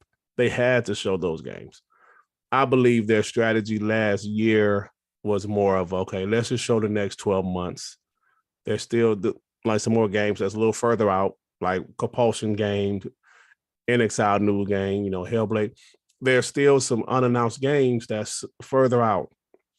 So let's not show those games yet until they're a little bit closer to being done. Yes. Because I really do feel what Neil Druckmann said not too long ago. He said it puts pressure on the teams, like when you announce a game 4 or 5 years early, because people are going to always ask them, hey, man, where Fable at? Yeah. How's Fable coming? If people don't know they were developing Fable, they don't know what questions to ask. So I do believe moving forward, I do believe they will step away from the 12-month thing. Okay. That's my opinion. I can obviously be wrong. Sure. Because I do think some of the games like Compulsion, whatever the Coalition next game is, NSI next game, is Software next game, those games might be a little bit further along. And I do think they're going to show those, not all of them, they're going to show a couple of those games as well as some games they have announced. Right. So I do believe, or even because I watch a lot of OE3s. Yeah. Excuse me. Xbox used to do things like, we're showing these games that's set to drop this year. Right. Then the second half of the show, Phil Spencer will come on stage and say, yo, the following games are games that are set to drop in the future for the Xbox. Okay. Yep. And they did that during the 360 generation. Like I said, because I love to watch OE3s, knowing what we know now, I love to do that. That's awesome, man. If they did something like that, I think that would work also. Say, yo, these first few are dropping in the next 12 months. Now, these last several games, these games are for the future and beyond. So I do believe they will go away from the 12-month thing. I just feel that last year they just had to do that because some of those games are still further out. And they didn't want to announce all of these games that's in development. We already got Perfect Dark, Hellblade, Outer Worlds 2, Avowed, all these games that have already been announced. They didn't want to add to it. Right. You know what I'm saying? So yeah, that's just my opinion. I forgot the other question you asked me. How many directs would you like to see during the year? How many do you think? Honestly, I think it truly depends on the content that's set to drop that year. I do like how they did it with, they were talking about some games that's about to drop. Right. 2 months. Yeah. So I would say two, yep. First one per half. If they're still going to have an E3, that's fine. Of course, we want an E3. That's where they announce the bigger games and also the future games. But if there's some games dropping the first half of the year, I would like to see that. If there's one or two games dropping the second half of the year, I would like to see that. So I would say 2 minimum. Yeah. No, I think that's fair. And I think this format also allows for a lot of flexibility. Even if you don't have like 4 or 5 games to show, you just make it a shorter show and you just let everybody know up front. This is what it's going to be, right? Let everybody know up front. Transparency. Yep. That's right. That's right. Yep. Thank you for that. I like your thoughts there. Mav, same 2 questions to you. How many directs would you like to see each year? And, E3, I know we've talked about this, but obviously it's always good to recover again. Maybe your thoughts have changed. E3, do you want to keep the 12-month format? Do you think they go away from it? Would that be good for you? What do you think, brother? I think you can have a primary focus on 12 months, but I don't want them to artificially handicap themselves, you know what I mean, right, into like some exciting announcements, you know what I mean? Like, for me, that was missing out of the show last year, like a surprising big new game announcement that we have to look forward to, right? So I would also like them to update us on other games that they've already announced that may be further away as well still, right? Because we have those games that were announced 3 years ago almost and no word since. So if they were to like, even if they're 2 years away, just like show some kind of update about that or whatever, a new trailer, maybe a glimpse at gameplay or a glimpse at like a vertical slice or like a something, that would be good to mix in there as well. But yeah, I think a primary focus on the next 12 months with third parties and first party and then maybe a couple big surprises to like have a big wow factor moments. You know what I mean? Because I think the interesting thing though is if we're gonna get to this place where the whole show, if it is even still dedicated to 12 months, if those are all still big wow factor moments, because like if imagine like this E3 coming up, imagine that they do release all these games on time before that. Yep. Then you're talking about them going into E3 with a clean slate, like a clean deck, and we won't know at all what to expect whatsoever. And they come out there and just surprise us with like the whole next 12 months, and it's like all these games we didn't know we're getting for the next 12 months. That, on the other hand, would be awesome. So I'm kind of in between, but they got to get to, and if they're going to stick to the 12-month format, they got to get to that place, right? For me. Yeah. If they're not there, then don't you do it and rely on other things to help the shows. I think also this developer directs also help offset the necessity for that, because I feel like you can have one earlier in the year, like they did here, that you can have one like September, August, something like that, right? Around there. Yeah. For like the big holiday games or whatever. And then I think one, like, I like this idea, like right after E3, like the day after, to put more of a focus on some of the games that were at the E3 showcase that maybe not get as much of the attention, right? Kind of like they did with Paris that year, right? Where he kind of sat down with the devs and talked. Yeah, like that, except not that. Right, not that. Yeah, this format. Yeah, right? yeah, no, exactly. This format's perfect, right? I love this format. And shout out to Paris. I thought he did a fantastic job. Yes. I just prefer this format because I feel like you're mostly getting the same information across. It's just in a much more engaging way. You know what I mean? Pacing is much better. So, like, I feel like people are more willing to tune into something like this and can build up excitement for it. Same way that PlayStation has built up excitement for their state of plays. Same way Nintendo's built up anticipation for their Nintendo Directs. I feel like they do a bigger one around E3 time.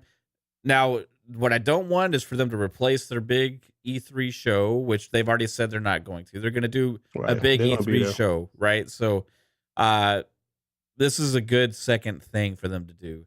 And then you combine that with the other things that they're going to have. You know, they're still going to have little Gamescom stuff. They're still going to have, you know, QuakeCon and things like this, Tokyo Game Show, to be able to announce things at and give information. So all in all, I think they're in a good place now. This was the thing that was missing. Yeah. Right. So 3. Yep. My answer is 3. 3. I like it. 3. I like it. Yep. One in the beginning, one in the later, and one in the middle. You know, every 4 months. Every 4 months is perfect. I think that's right, spot on. And if they do get the acquisition of Activision Blizzard to go through, this format's going to become even more important because you're talking about adding, God knows how many more games to your lineup down the road. Your roadmap is going to get crazy.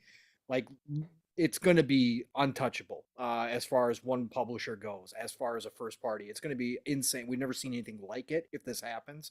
So this show will become that much more important. I was on board with the 12 months for the E3 thing. After I got kind of over the initial shock and started thinking about it, because like you, Mav, like you pointed out, the excitement going into that next E3, knowing that we're going to see stuff that we probably haven't heard about or only seen glimpses of, and all of a sudden they're going to be like, yeah, these are the games you're going to be playing in the next 12 months, does build anticipation. Now, I'm changing my opinion a little bit on this because this is why I believe them sticking to their commitment is so important. Because if you do that, you are boxing yourself in. And we can see the problem with that. Yeah. If games do happen to slide, well, now what do you do? Because now you got a disappointed portion of the fan base. Again, not everybody. I know there's a lot of people who disagree with us talking about this stuff.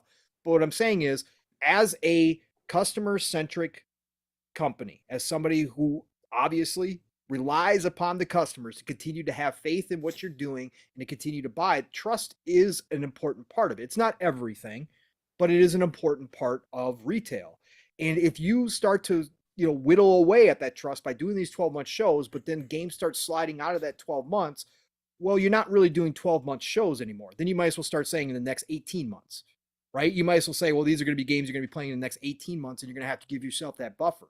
Right. But if they can get the cadence down, if they've got the ship to a point where they can confidently say these are the games that are going to be happening in the next 12 months outside of something catastrophic like the pandemic happening that we can't foresee, we're going to have these games out, then yes, to Mav's point, it's fantastic because then you have a wide open, clean slate that nobody knows exactly what you're going to be telling them when coming up to E3. Unless we get some leaks here and there, we're not going to know a damn thing. And the excitement level is going to be through the roof. It's going to be like, oh, what do they got? What do they got in the fall? What do they got for the holidays? What do they got for next year? What's coming? What, is Avowed going to be there? Like you said, Dirt is Compulsion finally ready to show, right? That's the stuff that really drives the hype behind E3. A wow factor. Yes. And they're going to have exactly Dirt. And they're going to have that in spades if they can pull this off. But I definitely agree, Mav. I would like to see 3 of these developer directs a year. Again, to Dirt's point, it does depend on the content. I don't want them to put one out that's, Sea of Thieves and but they can do ESO. one with some third party stuff in there too. Third parties that'd is be cool. another opportunity. I was just going to say that there. With a marketing deal, that'd be cool exactly. That'd be a cool one. They could even do this instead of that whole ID at Xbox Twitch thing that they got going on that ruins the great indie games coming. Think about doing a longer version of this with just the indie devs talking about their games themselves and flying through the games at a good pace instead of all the Twitch nonsense that comes with that. Think about how much better that kind of show would do for those indie devs. And again, I like seeing all this content. I'm one of those people that sits down and watches these shows. I watched the Twitch show for 4 hours or where the heck it was that 1 year. It was ridiculous. Crazy. Yeah. And out of there were some great indie titles, but it was all lost in all the buzz about, oh my God, this is just dragging. Oh my God, how many more pee breaks are we going to have? Twitch right. People, it was terrible. It was terrible pacing and it just ruined the whole entire experience. And that detracts from what you're supposed to be doing, which is putting a spotlight on these indie developers. So I definitely think they could use this format going forward for that as well. But yeah, overall, great thoughts, brothers. Really appreciate it, man. Almost 2 hours flew by. Got a super chat to get to real quick as well. Yeah, hit the super chat. DRAWNTJ with a $10 super chat. Appreciate you, DRAWNTJ. Says, hi guys. They need to show real gameplay of the car driving on the track for half a lap, not 30 seconds using rewind mode or photo mode. Otherwise, it was amazing. I think part of that's they got still lots of time to show off Forza Motorsport as Trust well. Turn 10. Yeah. DRAWNTJ. This was an eye candy presentation, right? Yeah. And I have no concerns whatsoever about anything gameplay or graphics wise with the words Forza in front of it. No. Right. Or, sorry. Turn 10 has never led us astray. Forza. Proper way. And just like Mav said, earlier when you said the guy that made Hi-Fi Rush, John, what's his name? John Johannes. Yeah. That game being a success is going to put his name out there, right? Yeah. Like you said, even like a guy like James Cameron. Anytime you see a James Cameron, it's going to be a banger, right? Yeah. Turn 10. When you see Turn 10, yep. It's about to be a quality racing simulation. Flat out, like you make your name and people know you for something and you continue to deliver. Sure. Just trust them. DRAWNTJ, the homie. Just trust them, brother. Trust them. This is Turn 10, man. This ain't Polyphony. Not the old PS1 Polyphony. Those guys are great, but I don't know who this PS5 Polyphony, PS4 Polyphony is. The problem with Polyphony is it take like 20 years to make a game. Well, it takes 300 days per car to make. Right. So, I mean, come on. I guess. Were they building them by hand by one person, like yes. in like an actual garage first, and actual then garage. importing They take them scanning apart, put them back together by hand, and then go. Oh and wow! Scan. Yeah, That's what they do. All right. Which, I mean, again, they're details. We have to scan this bolt, so let's take it off of the car. The nuts and bolts of GT7 is ridiculous. The level of detail is awesome. There's no question about that. Ray tracing, Jigga J. Ray tracing, bro. Ray tracing. And I've been one to say I don't give a shit about ray tracing, but if you can hit 4K 60 with ray tracing, I'm all on board. I know. I just don't want it to come at the cost of my frames, right? Facts. I don't want 30 frame rate games out there, 1080 30 and shit like that, because it has ray tracing. Yay! Yeah, my, ray tracing. My puddles look better, but the whole game is shit because of it. Let's go! Yay! No, I don't want that, right? Hey, I remember years ago when ray tracing started to Oh, be yeah. a thing on On PC. PC. This yeah. PC guy told me years ago. He's like, "Hey man, I'm gonna tell you right Yeah. now." When we started to hear a little chatter about PS5 and Xbox, the next Xbox is going to have ray tracing. He said, "Let me tell you, ray tracing is overrated." Yeah. Man, back then I was like, "Come on, man, it looks cool." I'm telling you guys, it's overrated. It's not worth it, and I think he's right. It's great to have ray tracing when you're watching a video of a game, right? It looks beautiful, but when you're actually playing the game, no, it ain't worth it. It's not worth the frames. You go watch a 4090 pull off ray tracing in Cyberpunk. The world is absolutely stunning, incredible. But I don't care about that when I'm playing the game so much. I don't. I want the performance, right? Yeah. That's what I want. So that's the difference. But it was funny, Dirt, that you had your little speech there about turn 10, because that's the exact same argument that Mav and I have been preaching about Todd Howard and what Starfield's going to be. It's like, what do you guys look at his history and you're going to tell me that you're worried or concerned? Exactly. No. Until he fails, and 76 does not count, folks. Fallout 76 does not count. As much as you all want it to count, it does not count. That was not the A team. Todd Howard put his name on it. He's got to take responsibility for it, but that was not his A team. Until he fails me, I'm going to continue to believe that he's going to put out a genre-defining game. Yes, exactly, man.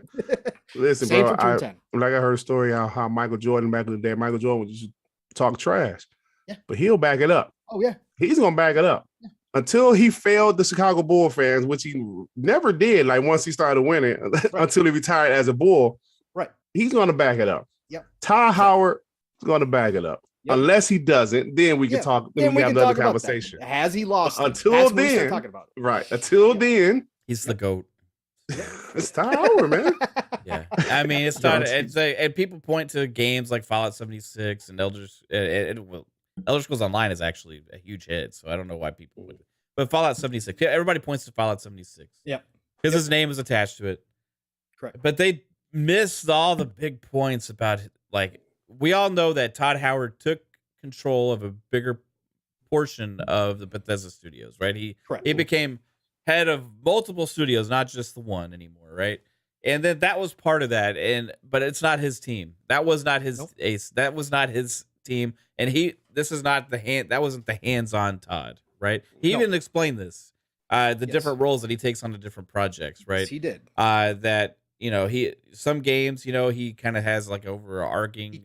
He checks in. And it checks in. And some games he's like nitty gritty, like deep in there, And the single player, which also this was the B team that made Fallout 76, and it was an online thing as well, right? This was pushed by the ZeniMax. It was pushed by the ZeniMax higher ups. It was a money grab situation before they were sold. This was not the single player mainstay Bethesda game studios single player RPG Fallout 3, Fallout 4, Morrowind, Oblivion, Skyrim team. Yep. Starfield is. Yes. And Todd Howard. Tell him, man. This is his baby. This is a game that he's wanted to create since he became part of their studios. He had in the back of his mind a trilogy. I've heard him say this in interviews in the past. And he always wanted to do 3 pillars. He wanted the post-apocalyptic, he wanted the fantasy, and he wanted the space sci-fi, right? Yep. And they haven't had an opportunity to get to the space because guess what? Fallout and Elder Scrolls are so damn good that everybody just wants more of them, right? So they kept it Fallout 3, then and the technology wasn't there for the technology wasn't there exactly. That is as well. And so they got to a point finally after Fallout 4, and they had already made this decision because they talked about it like if we don't do it now, we're never going to be able to do it, right? Right. So yeah, we have to wait on Elder Scrolls because of this. We have to wait on Fallout because of this. But what we're getting could be a genre-defining game, right? And we're talking about it's not another space game, as like Game Rant said or whatever. It's going to get lost next to No Man's Sky. No Man's Sky. This is another single-player RPG, as Todd says, Skyrim in space. Brought out from the GOATs of Western RPGs. I'll put them right up there with old BioWare. You know what I mean? BioWare was awesome.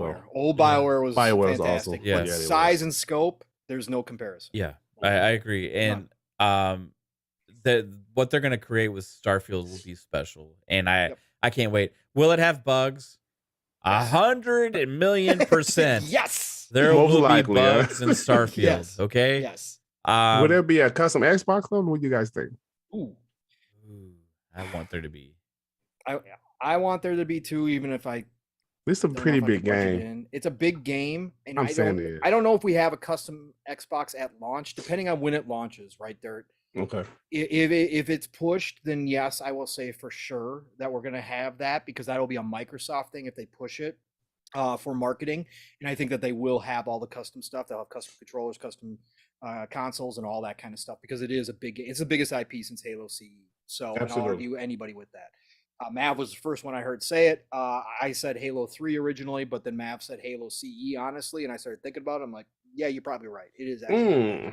So yes, I think we will have all that. If it comes early, I think by holiday season you'll see custom Starfield consoles out in the world. Let me go back to what you guys said. Yeah. So you guys think this is the biggest new IP since Halo CE? Yes. I think it's the most important game for Xbox since then. Yes. Well, I mean, I see what you're saying. I think Gears is the biggest IP since Gears. Gears was huge for them. I think Gears moved a lot of Xbox 360s.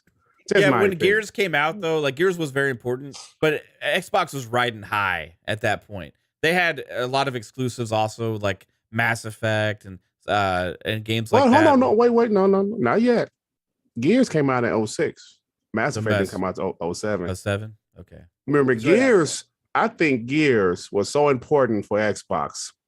06, 07 is when that Rare Rings of Death really starting to kick in. Here's where I'll push back a little bit on that. Okay. I agree. Again, Gears fan here. The Gears original trilogy was Gears is kind of a horror game, Pong. Yeah, but not really. No. you give me dude bros. You give me dude bros all roided up with big guns. We're good. All right. It's the games where you don't have any weapons and stuff that really get to me. I got you. Here's why I'll push back because Halo was still in its prime. It was 360. It was. Gears was a great addition, but Halo was still drawing in millions. Halo 3, 07. Yeah. Oh my God. Yeah, I have a story about that, by the way. Yeah. So I think that time 360 was in a great place at the time. It wasn't a great place. Gears was was obviously a huge addition. You know, it was genre defining in a lot of ways because we hadn't seen a third person shooter do what they were doing with the cover system. That was a change that we hadn't seen before, really, that Gears perfected and really took advantage of, and all of that. But I think Halo was still the draw for Xbox back then. It was. So that's why that's why right now, with all the other IP that Microsoft has, that's why we're seeing Starfield. Okay. I feel like Gears. I see what you're saying. Became the second pillar at that time, right? Yes, it was still never reached Halo, but it was like the second pillar, and it was like cemented Xbox even further, right? But the problem is now, like Xbox is in a different place, right? Than they were back in the 360 era. They've had that Xbox One generation that took them way down, right? They've been building back up. They've made all these acquisitions. This is the new Xbox now, right? We saw the start of that maybe with this developer direct, really the vision for what's going to be happening going in the future, right? Right. And I feel like Starfield is the big poster child of that. Since the ZeniMax Bethesda acquisition, since all these other acquisitions, this is the biggest game by far, right? Since they built back up this whole new image, this whole new thing, Game Pass is now going to be the focal point. Everything here, we've acquired ZeniMax Bethesda, and we've given them more time to get this game right. All these things, but you still have your classic Halo franchises and Forzas and Fable coming out, and all these things. But this is an opportunity for the first big Bethesda massive title to hit and become a new IP on the Xbox consoles, right? And to really cement Starfield with the name Xbox, right? I feel like it could do back for what Halo CE did for the original Xbox, with cementing a brand recognition again, creating an with identity, it creating for an where identity. Xbox is going in the future. Yep. And that's why I think it's important. I think it's gonna hit, and I think it's gonna hit big. And I feel like it's gonna be and because it's gonna move the needle, right? Yes. Starfield is something that is a platform ecosystem seller, right? It is something that will draw people in that can't get it anywhere else for sure. Not the other variety games are great. Like they all are going to attract some people, but when you have a mega thing like a Starfield, a brand new IP that could just transform things, become the pillar of the space RPG genre, right? You're setting something up for what could be amazing future there. And then you follow it up saying, "Hey, and we're still working on Elder Scrolls." I mean, come on. Okay, so I see what you guys are saying. So you guys are saying, Gears, when Gears came out, Xbox 360, it was in a different place. It was still pretty much the number one console at that. Well, the Wii was. The Wii was. Yeah, the Wii was. But who cares about Nintendo? Yeah, The 360 was really riding high at the time. So Gears was just an addition to, because Halo was still King. Number one. Right. Yeah. Okay. I get it. So you guys are saying at this point, Halo is obviously still around, but it's not what it was then. Yeah. Right. Gears is still around, but it's not really what it was back then. They need that. So you guys are saying Starfield is coming in as a monster, brand new IP, and it's going to be so big that it's going to be associated with the Xbox brand. That's what you guys are saying. Yeah. Okay. Correct. I see what you're saying.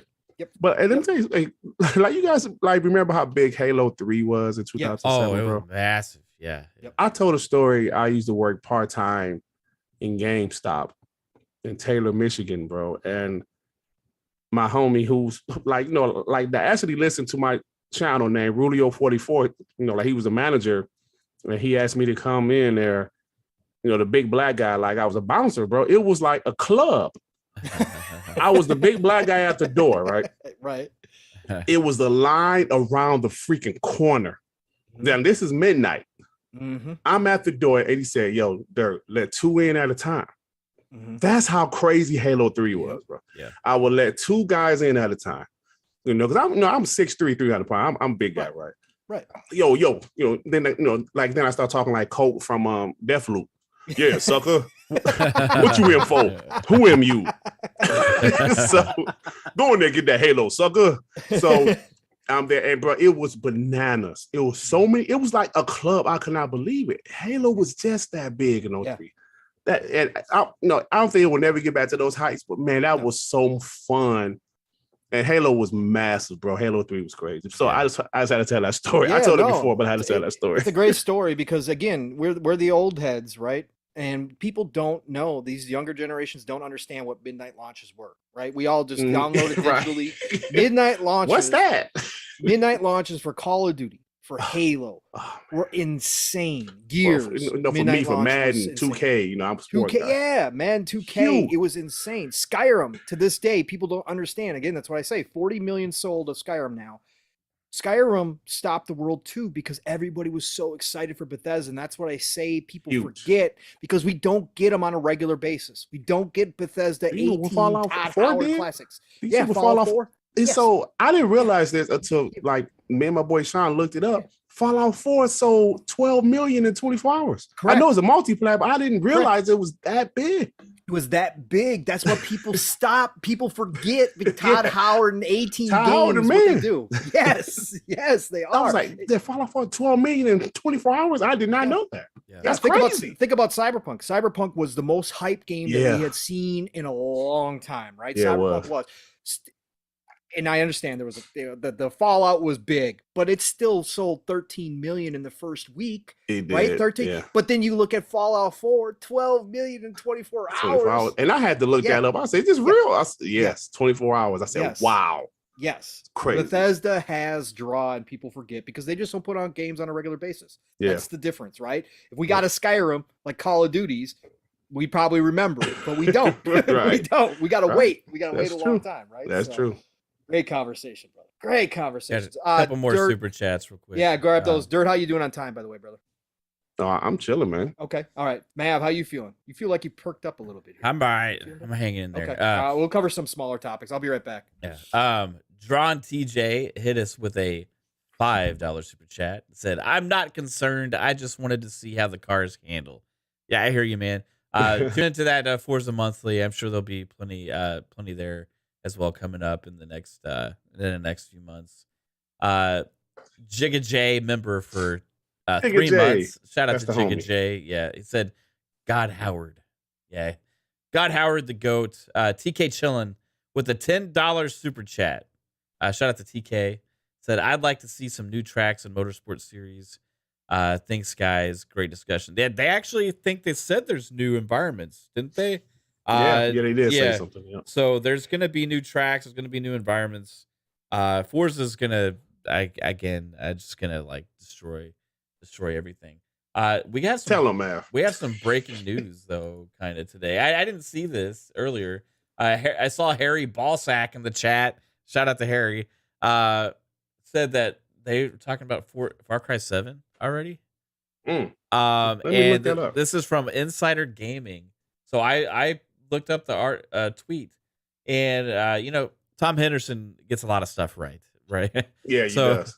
Tom Henderson, Insider Gaming sources Far Cry 7 and Far Cry multiplayer in development at Ubisoft. 2 separate projects, used to be one, split up, and speculation about Far Cry 7 being actually located in Alaska with survival elements. Ooh. Listen, I love the Far Cry franchise. I would say 6 was the weakest out of the last few. Just my opinion. But I'm hyped that they're still doing the franchise because I love the franchise. Yeah, and Ubisoft Montreal is supposed to be heavily involved, which they're one of the A teams there. So yeah, okay. Do we think that they take the Assassin's Creed route and start scaling back Far Cry a little bit? Yeah, I do believe they're going to do that. Yeah. I just think that in today's times, those big AAA single player games, like we're still going to have them. They're just not going to be as many of them, man. I just really feel that those games are so expensive to make. It's such a gamble. Right. A lot of these companies want to get involved in games as a service, and Ubisoft has already done that. But with the exception of Rainbow Six, maybe the First Division kind of was pretty good. Their games, like not all games as a service is hit. Some of them might not hit. Right. I remember For Honor. I think that's still around, but I don't think that it's still around, but I don't think it's doing amazing.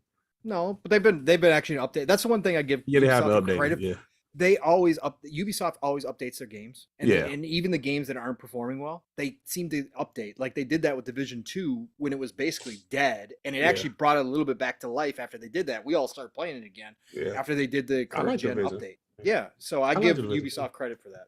Yeah, so like I said, I'm glad they're still supporting it as much as they can because it's a little rough right now. I mean, like you heard about what happened with Ubisoft. They were kind of struggling financially. And listen, man, I'm a gamer. Before I'm an Xbox fanboy, I'm a gamer, right? I don't want to see any of these companies go anywhere. Nope. I don't want to see any of them go anywhere. So I want them all to do well. Ubisoft is my fast food. I always go back to their games. They always give me something good. I'm an open world fan, right? Yeah, and I always know I can trust Ubisoft, even if it isn't their greatest game ever. It's still going to be entertaining, at least for a bit, right? That's what I know. I'm going to get out of them. So. I finished Valhalla. Did you finish Valhalla? No. Oh, that game was it's like 200 hours. It seemed like. I don't finish games, Dirt. I'm a grazer, man. I rarely. I was like games. that in the 360 PS3 generation. I did not finish games. If I finished the game, I had to really love the game. Yeah. Now in my old age, I finish games, man. I mean, I'm the opposite of you. Yeah. I used to if it keeps me interested, I finish a lot of games nowadays. Okay. But it has to keep me interested. Like Horizon Forbidden West, I couldn't finish it. Beautiful game. Yeah. But I just couldn't finish it. No, I've gone in reverse. I used to finish games, and now I don't. Really? Now I'm a grazer through and through. Man, you do like 6 podcasts a week, man. It could be because you're busy. No, even before I started podcasting, that's not it. That's not it. No, but I do have certain games that I do finish, and obviously now that I have friends who are gamers like me, I got the Fun Speculation fam, I got Steel and all everybody. Right. Co-op games. I've finished a lot of co-op games. Like Steel and I've finished a bunch of games together, right? Okay. So and that kind of stuff. So that does help. Cyberpunk. I mean, I put 280 hours in Oh. one playthrough and finished it. So yeah, it's one of my greatest all-time games. So those types of games I will finish. I But still yeah, gotta get overall, into that, man. I haven't got into Cyberpunk. I have to get into it. a lot of people are discovering it, and it's one of those Yeah. games that I talked about. It was going to have legs even after all the hubbub. Once that all cooled off, the hate train stopped rolling. I knew people were going to go back to it, and then Edge Runners obviously helped it, and I'm so happy because I do see people jumping in and out going, I actually really like this game. Yeah, it's a great CD Projekt Red I gotta RPG. get into it. Yeah, it's really cool. Thanks for bringing that up, Mav. I appreciate it. My dog was going nuts. The way Yeah, no problem. I just a little small thing that like it's like interesting. I had thrown that in. I was worried after Far Cry 6, you know, that could be the Might end, not. you know, but especially with the way Ubisoft had been headed lately, and but I love Far Cry. Far Cry 6 is the first one in a while that I have not beat. It's just so damn massive, dude. Like every time I hop in, it's like I can't get anything accomplished because I feel like I played for 3 hours, and then it's like, did I even move the needle? You know what I mean? Like whatsoever. I finished it, but I didn't like it as much. I like 5 a little bit more, but still, the best one to me is still 3. Yeah. Voss is one of the greatest. Yes, listen, the villain Voss. Yeah. Nobody's touching him. I think Far Cry 3 put everything together for the best combination to like, but my favorites are still the first. The old ones because you modded and you did all your stuff. Yeah. The map I've never editor, played the first two. I will say the map editor on the old school Far Cries is still far superior to anything else ever in any game map editor, period. Right. And that's you're talking about stuff that was on the original Xbox. I mean, that map editor was like insane. I could go on there right now and make a map in like 10 minutes that like beats what the people make in Halo. It wouldn't look as good though. I'll tell you that much. No, graphically, no, graphically no. Hey, it's been a few weeks, Mav, since we actually did an ABK update. So we got dirt here.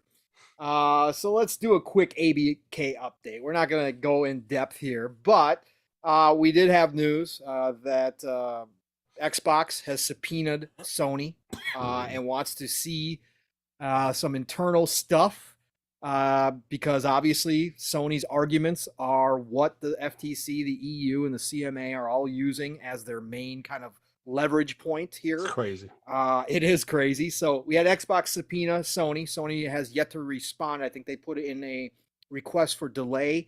And then we're supposed to be getting a response here probably in this week, I think is when that time is up. So we'll hear more about that. Then we got Jim Ryan earning some more frequent flyer miles. Good old Jimmy.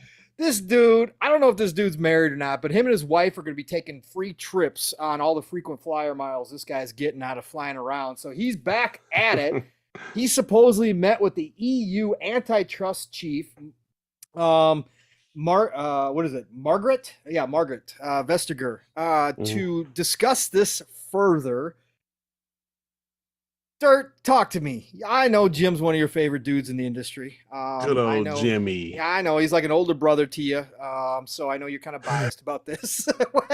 What do you think about this? Back out at the EU. Why is the EU hearing more from this guy? That was the question. Right. Why is Jim Ryan there? Right. Why are they asking him stuff? He's pleading at this point. He knows. Why are they listening to him? Why? I feel I like just want to ask a bloody question to you. I mean, that's my terrible British accent, but what was that? Why is he there? I don't bloody know. It's no worse than your accents, man. Let's go. Hello, I just like, why is he there? Why? I understand he wants the deal blocked. I understand that. But why are they entertaining this guy so much?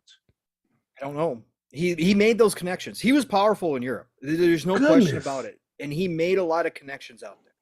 And that's why it's even gotten this far in a lot of ways is because of those connections, right? At least over there. I'm not saying the FTC is on a whole nother level. But I think with Jim flying back out there again, it just reconfirms the idea that he knows these people by first name, that these are people that he's worked with while he was the head of PlayStation over in Europe, and he's calling in favors or something at this point. to get this much time in front of them. Yeah. It is kind of crazy at this point. Again, I've taken nothing away from what Sony's done. If I was Sony and I was in that position, I'd be doing I'd be kicking people in the balls too. I'd be doing whatever is necessary to keep my position, even if it looks bad to the rest of the world. I could care less, right? This is a $1 billion company. I'm keeping it, right? So he's just doing what his position is. But the fact that he garners so much favor with these commissions is what's crazy to me, man. That's what's crazy to me too, Pong. I don't know, man. I mean, I understand what you're saying. I mean, I understand PlayStation. They're a business. They want to remain in their position. I get that. Right. But I'm looking at the regulators that why are they entertaining them so much, man? Right. That's crazy to me. I wonder if this has to do with like if there's any like lawsuits or anything like that. Because like they would have to be part of it, you know what I mean? Because like part of the like Xbox's strategy here with Microsoft's strategy with the suing them is because they feel like Sony doesn't want to air their dirty laundry out, and they feel like they could force them to have to do that or make a deal, right? It's one or the other. Either you air your dirty laundry to the public or make a deal with us right now because you're the complainant. Right? You're the one complainant. So you either have to showcase why you're complaining about us doing the same thing that you're doing, right? Or you have to make a deal with us, right? I feel like that's what they're gambling on with Microsoft anyway. And I feel like maybe Jim's going to the EC because that's where Microsoft is negotiating right now with those with these concessions and all this kind of stuff. And I was going to add that we learned this week too, Mav, that the FTC and why they filed when they did was to influence the EU and the CMA because both of them were starting to look like they were going to start talking remedies with Microsoft, and FTC politically did their move to try to influence over there and try to stall that out, which again is nothing different from what we've been saying all along with what Lena Khan and her cronies are doing at the FTC right now with this. Yeah. So I feel like there's probably these negotiations ongoing, right? And that may have prompted some kind of response from Sony about how they feel about one of these concessions or something like that. And maybe it's a negotiation right now. Maybe that's why he's there. Maybe it's a negotiation and Jen's trying to say no or whatever. Who knows? But it is interesting, especially with the EC how involved that is. There's multiple trips now, and I almost feel like he keeps like knocking on their door, and they're like, "Oh, it's Jim again." Damn it! Damn it! And we got to answer the door. All right, Jim. Yeah, hi. How's it going, Jim? Nice to see you. Got something new this time, Jim? We're going to talk about the same shit. Oh, you got you don't want Xbox to have exclusive games. You don't want Xbox to have Call of Duty. Did you hear that Xbox is willing to put the games on your platform, Jim? No, I don't believe them. Jim. But all right, well that's fine. I'll take your note and I'll pass it on to the commissioner. Have a nice day, Jim. Thank you. Bye. Cheerio. Bye. Yeah, cheerio. Like I don't know. Bloody wanky. Yeah, fuck Phil Spencer and all his fucking money. Fuck him. There goes the Australian. See, here comes the Australian now. Phil Spencer and his bag can get whatever he wants. I'm over here with poor old Sony. We gotta just make these third-person action games. Last bit on this, and I kind of want to get your guys' thoughts on this. There was another expert. I forget the gentleman's name. My apologies. Normally, I will reference this stuff, but it kind of came up late today, and I didn't have time to really dig into it. But another expert who's dealt with the FTC before, held a position, stated in an interview today, I can't remember what it was. It was one of the business channels, that he believes the deal will still go through. But now his opinion is that Microsoft will be presented with a remedy that will include potentially no Activision Blizzard games going exclusive for 10 years. No Activision Blizzard games. And he thinks Microsoft will take that deal because, as we've talked about, Mav, the future, the importance of this deal to the future. We're not talking 5-10 years, we're talking 15, 20, 30 years out. What this deal means to Microsoft and Xbox is too big to let go, that he thinks that Microsoft will take that. Dirt, what would you think about that if they came out and said, look, we got the deal done, but we were nothing exclusive for 10 years? What do you think? Yeah. In the console war side of me, I wouldn't like it, of course. Right. I want to talk trash, but in reality, I believe Xbox would have to take that deal because, as we know, it's not just about Call of Duty or any other game. It's also about mobile. Yeah, and they really want the mobile. They want King. They want it bad, and that's more important to them, I think, in the long run than anything else about this deal. So they would most likely take the deal if that happens, and they have to take the deal. They would do it. I don't think they would hesitate. They would do it in a drop of a hat, because as long as those games are still on Game Pass, I think it will still be beneficial for the Xbox brand and Microsoft. Right. So yeah, I think they will take that deal. Yeah, but like I said, as the fanboy, the console war side, like, no. But, yeah, right. Are you gonna start up the mobile storefront wars? Is that where you're going next? When Microsoft that one I can't do.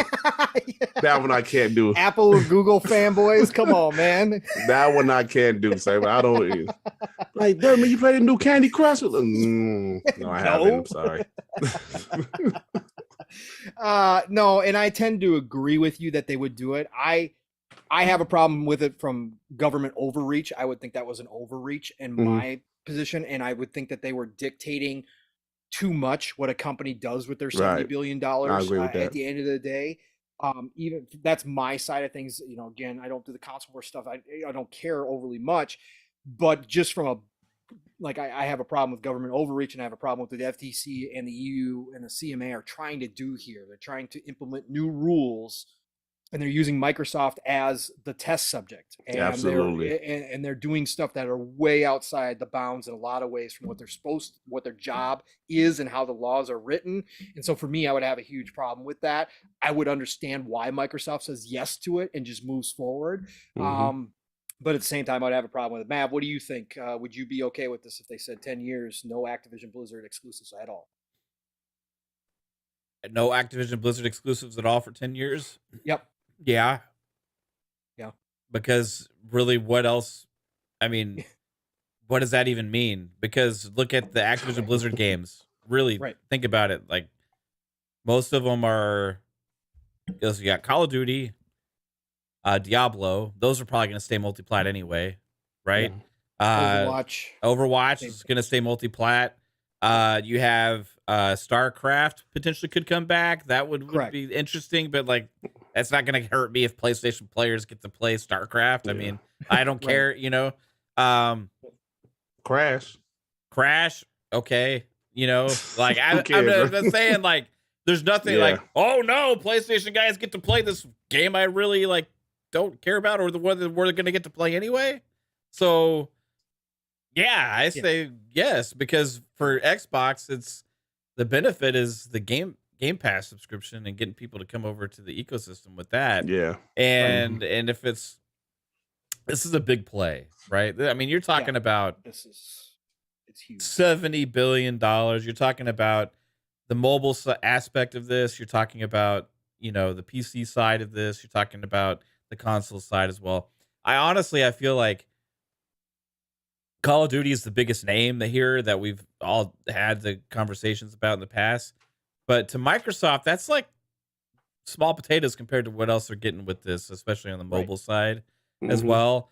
And I think they want to get this deal done. And I would wonder if they looked at what's coming ahead for ABK in the next 10 years. The new survival game from Blizzard or whatever. They're working on a new one. Stuff like that, and be like, well, I mean, these titles we can put on PlayStation.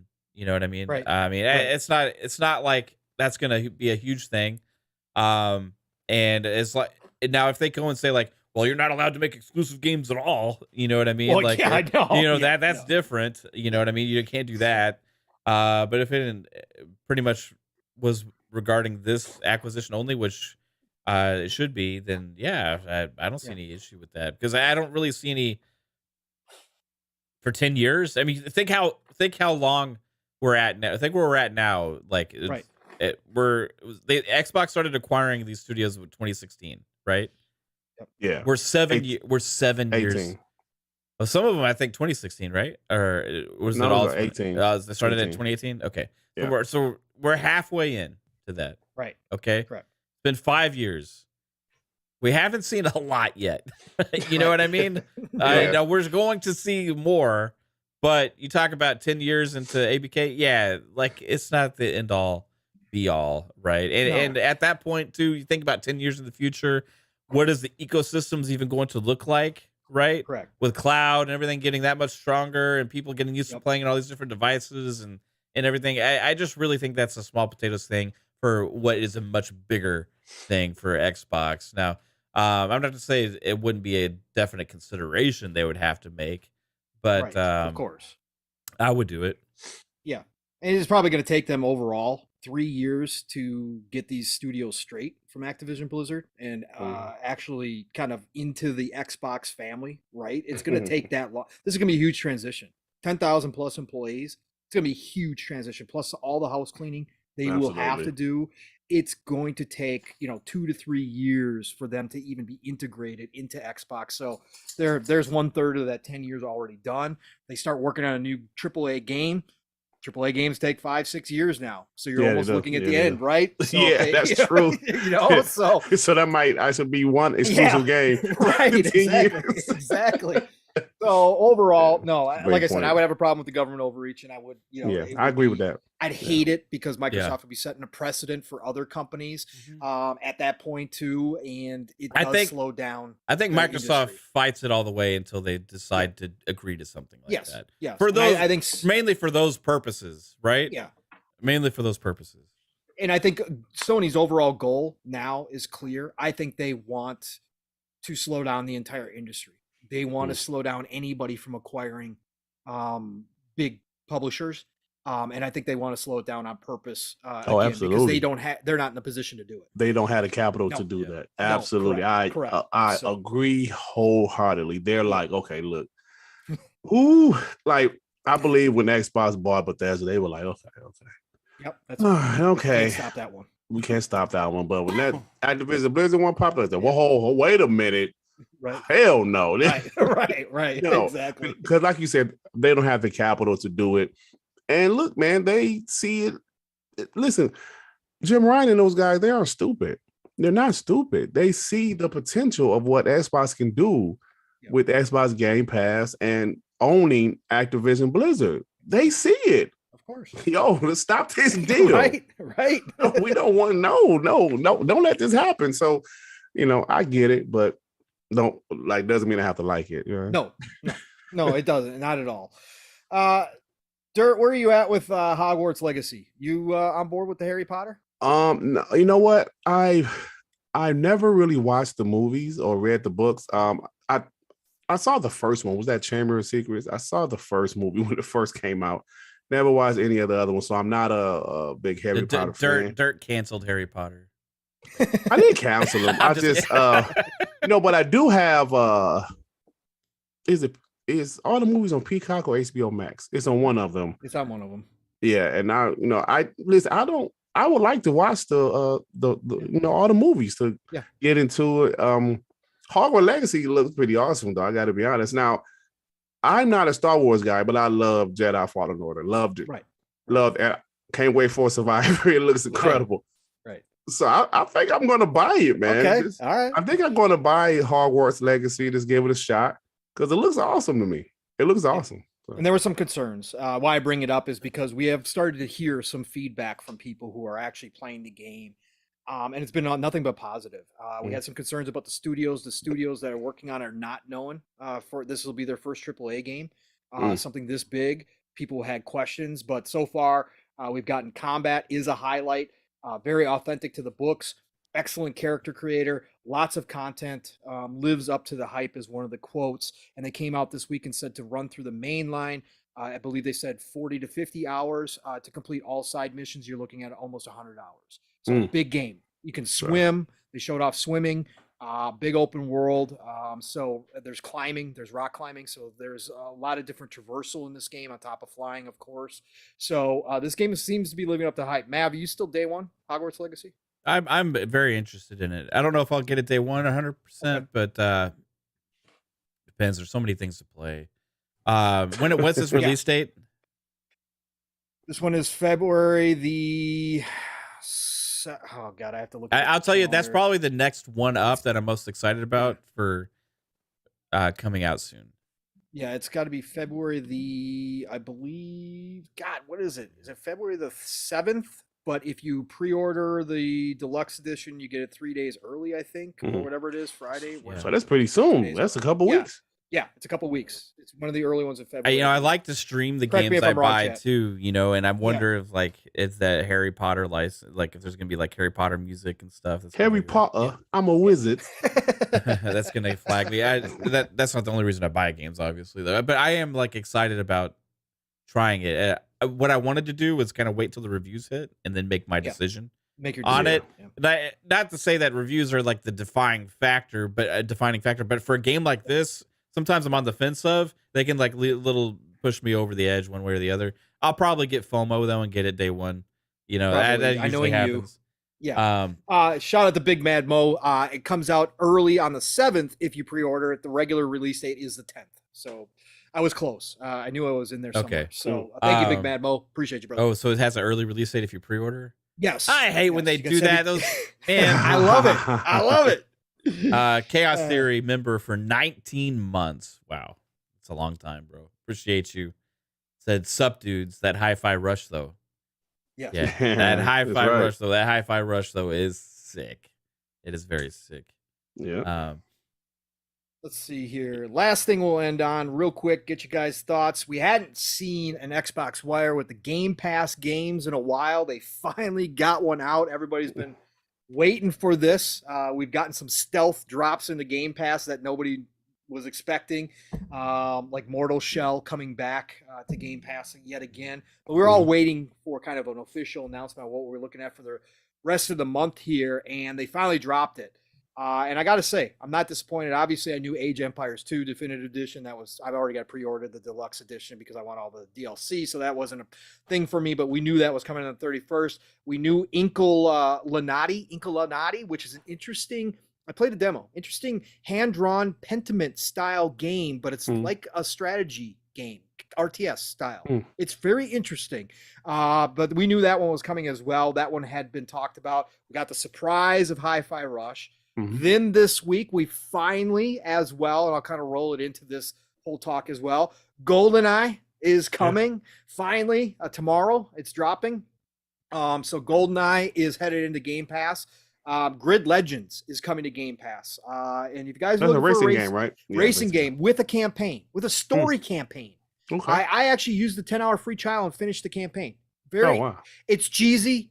It's B-movie like, but if you guys like racing, Grid Legends is actually an underappreciated title, and the story is actually worth it. Who made that? Run through it. That's Mav, help me. It's Codemasters. Oh, okay. Yeah, Codemasters. This is their first game after being acquired by EA. By EA, okay. Yes, okay. yes. Gotcha. So very interesting title. That's coming into cloud. It's actually really good as well. It's actually really good. Yeah, and it's because it's EA Play, right? Is why it's in Game Pass. It's only Game Pass Ultimate, or it's not regular, or is it regular Game Pass? Cloud. It's cloud gaming. So I mean, imagine it's got to be Ultimate, right? Yeah, Ultimate. Yeah, because EA plays with Ultimate, I believe. Right. We did. Hey, we had heard. They were told us that Hot Wheels Unleashed Game of the Year edition was coming that at the end of last year, and then they pulled it back and said, "Whoops, that was a mistake." Well, that's coming back. So we are getting Hot Wheels Unleashed Game of the Year edition.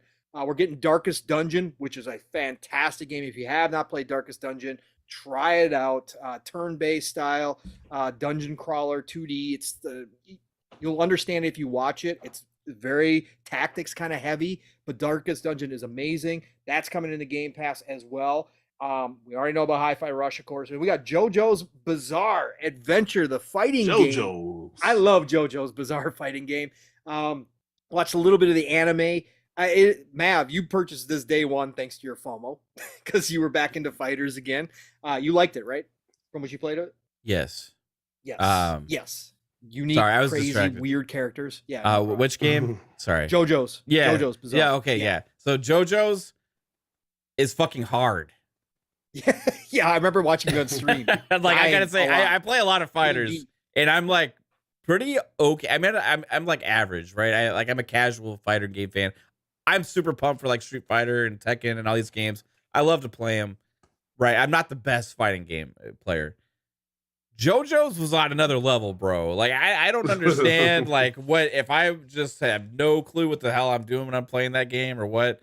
But I stepped into that and I was like, wow, this is really good.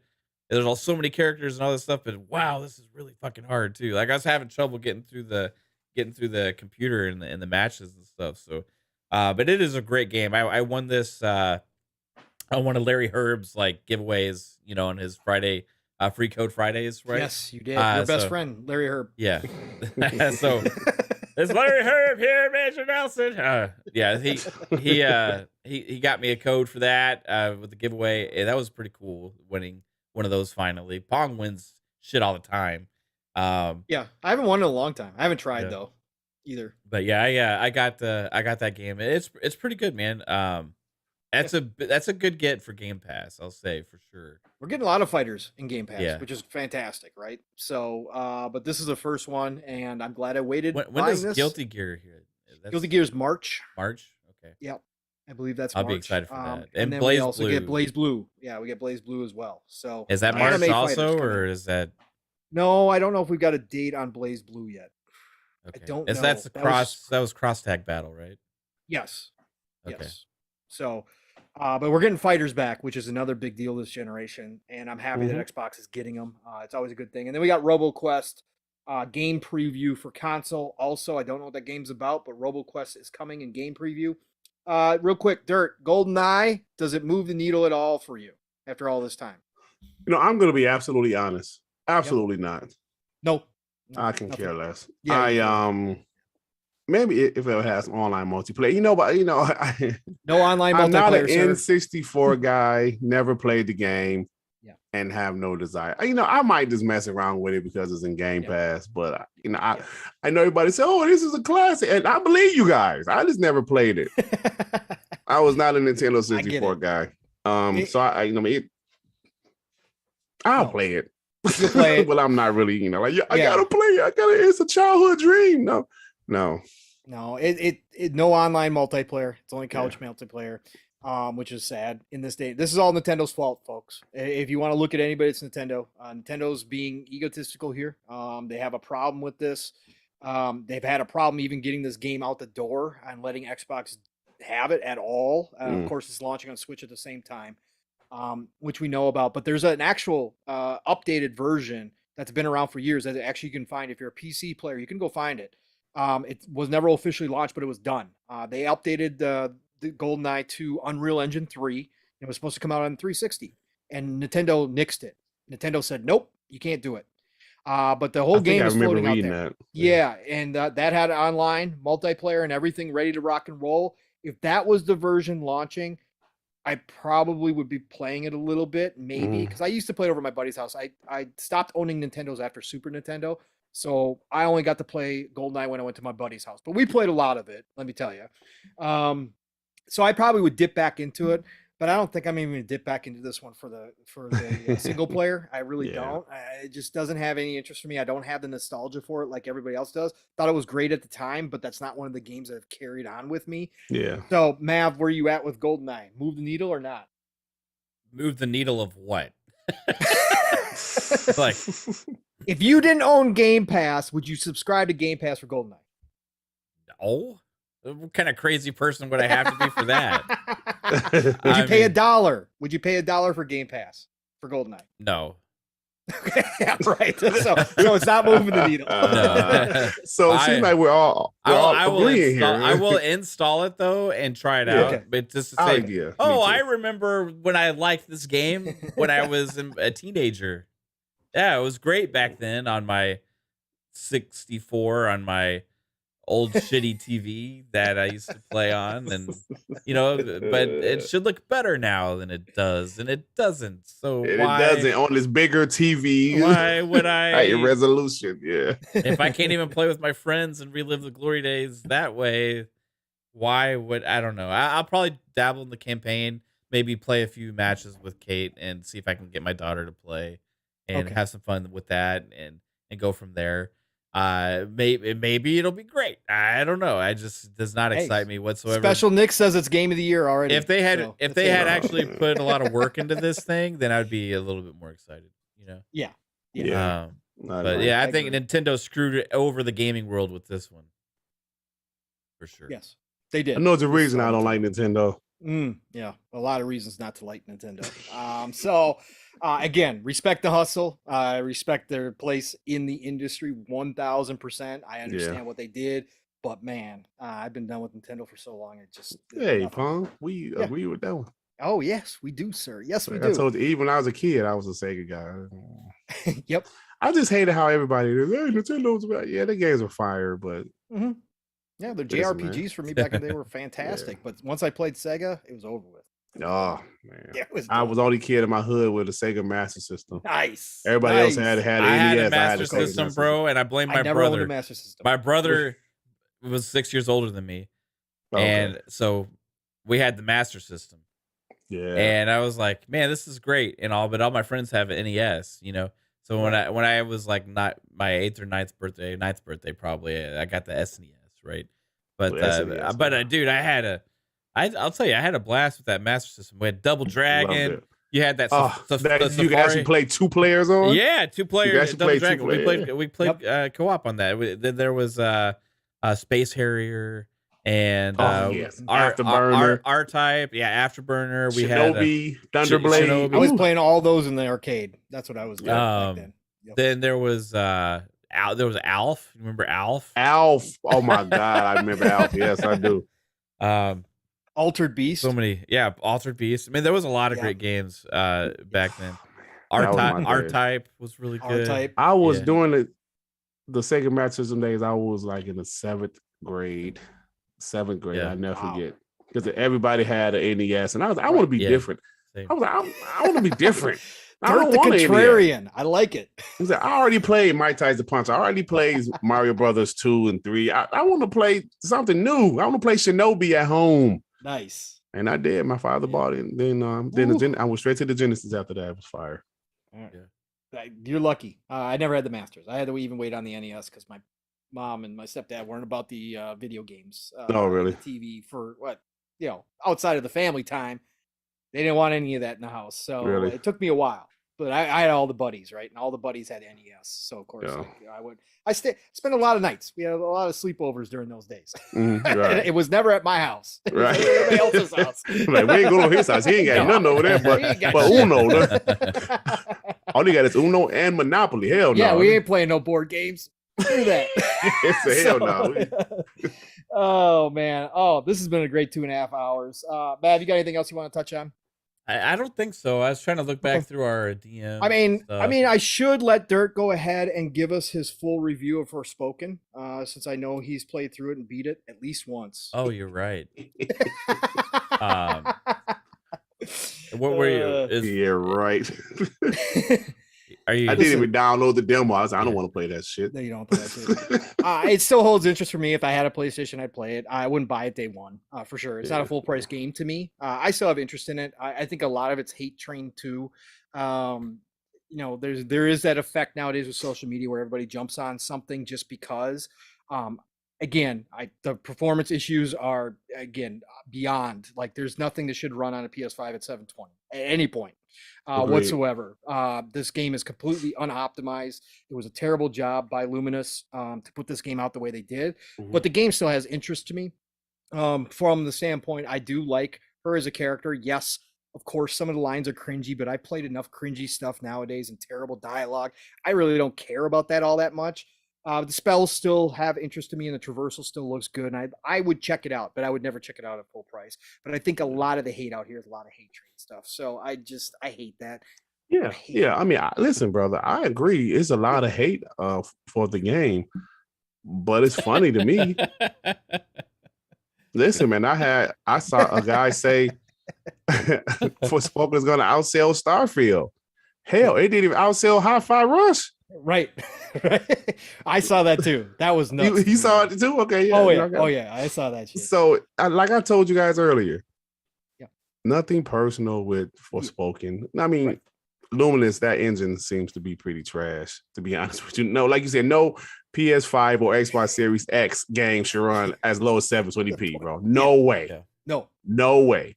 No. As much as they killed the Xbox One for running games to 720p, correct. No way. It's maybe they tried to run the entire game off of the power of the SSD. And couldn't figure it out. Yeah, the SSD gonna make it run 65 frames per second. So I everything I've said about Forspoken, this is fun and jokes with me, but at the same time, when you constantly get shit thrown at you, oh, it's gonna be this, it's gonna be that, it's gonna be incredible. Then when it drops and it's not, I want to throw that shit right back at you. That's No, I get it from that. So again, I've never said I don't understand some of the console shit. Yeah, like I do, and especially for somebody like you, Dirt, that's been in this community, that's heard it for a generation. Like I said, my legs are 80% now. Yeah, right. Absolutely, but I see it as a grazer. I play a lot of games that people say are complete trash, right? So I try out games that I play. I've loved games that have been 60 metas before. Like that shit doesn't bother me at all. So I still have interest for this game, but man, they did a disservice to everybody by putting it out in that state. I can't believe they allowed that to come out. Yeah, I can't believe it. And it was already delayed too, and it still wasn't enough. Yeah. What, Mav? This is Square. That's what they do now. You know, but I just can't believe Sony let it. Well, good old Square. Sony also let Babylon's Fall be an exclusive on their platform. Babylon's Fall. They did. You know, they did publish Babylon Fall. That's right. And that's the ultimate exclusive. Right? Yeah, Platinum developed. It's the ultimate exclusive. And then it's no longer even sold. What was the other game that was from Gearbox at the beginning of the generation that tanked as well? Whatchamacallit? Godfall. Yeah. Which is actually a good game. Yeah, it's actually pretty fun. Is it? Yeah, me and Steve Steve on Xbox now, right? It's on Xbox. Yeah, it's on Xbox. Yeah, I picked it up when it came out. It was $25, I think, when it came out. We all for the played entire through it. Ultimate Edition. Yeah. We all played through it. It was pretty fun. Okay. Not a full price game though. No, not only can be played on PlayStation 5, $70 banger type situation going on there whatsoever, right? Exactly, and man. That's the issue, right? I feel like they prop some of these games up so much that they can't live up to the expectations that they have, and Square's done this multiple times now. Like, this is karma coming back to Square for sure. Square's got to stop doing exclusive deals, man. At some point, like. Here's the thing: it's already going to struggle. Need that money. Yeah, but they would make more money if you had more people to play your damn games, you morons. Like you completely alienate a fan base. Now they admitted that though, didn't they? Like, they said it themselves. That we need to start really making games from more places. Well, fuck, and then you go and you stop. You're still not doing it, and then you complain about the sales of your titles. Well, maybe you shouldn't have cut off 50% of the fucking people that might buy your game. Well, that's an easy solution, but not to say that Forspoken would have had that many fans in the first place. The second thing is they got to make damn good games.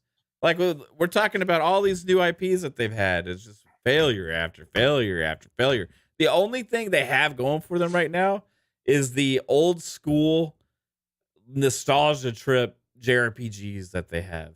Well, and Final Fantasy, they've done well with Final Fantasy. We'll see what Final Fantasy launches. I hope it launches good. The team that put out Forspoken is the same team that made Final Fantasy 15.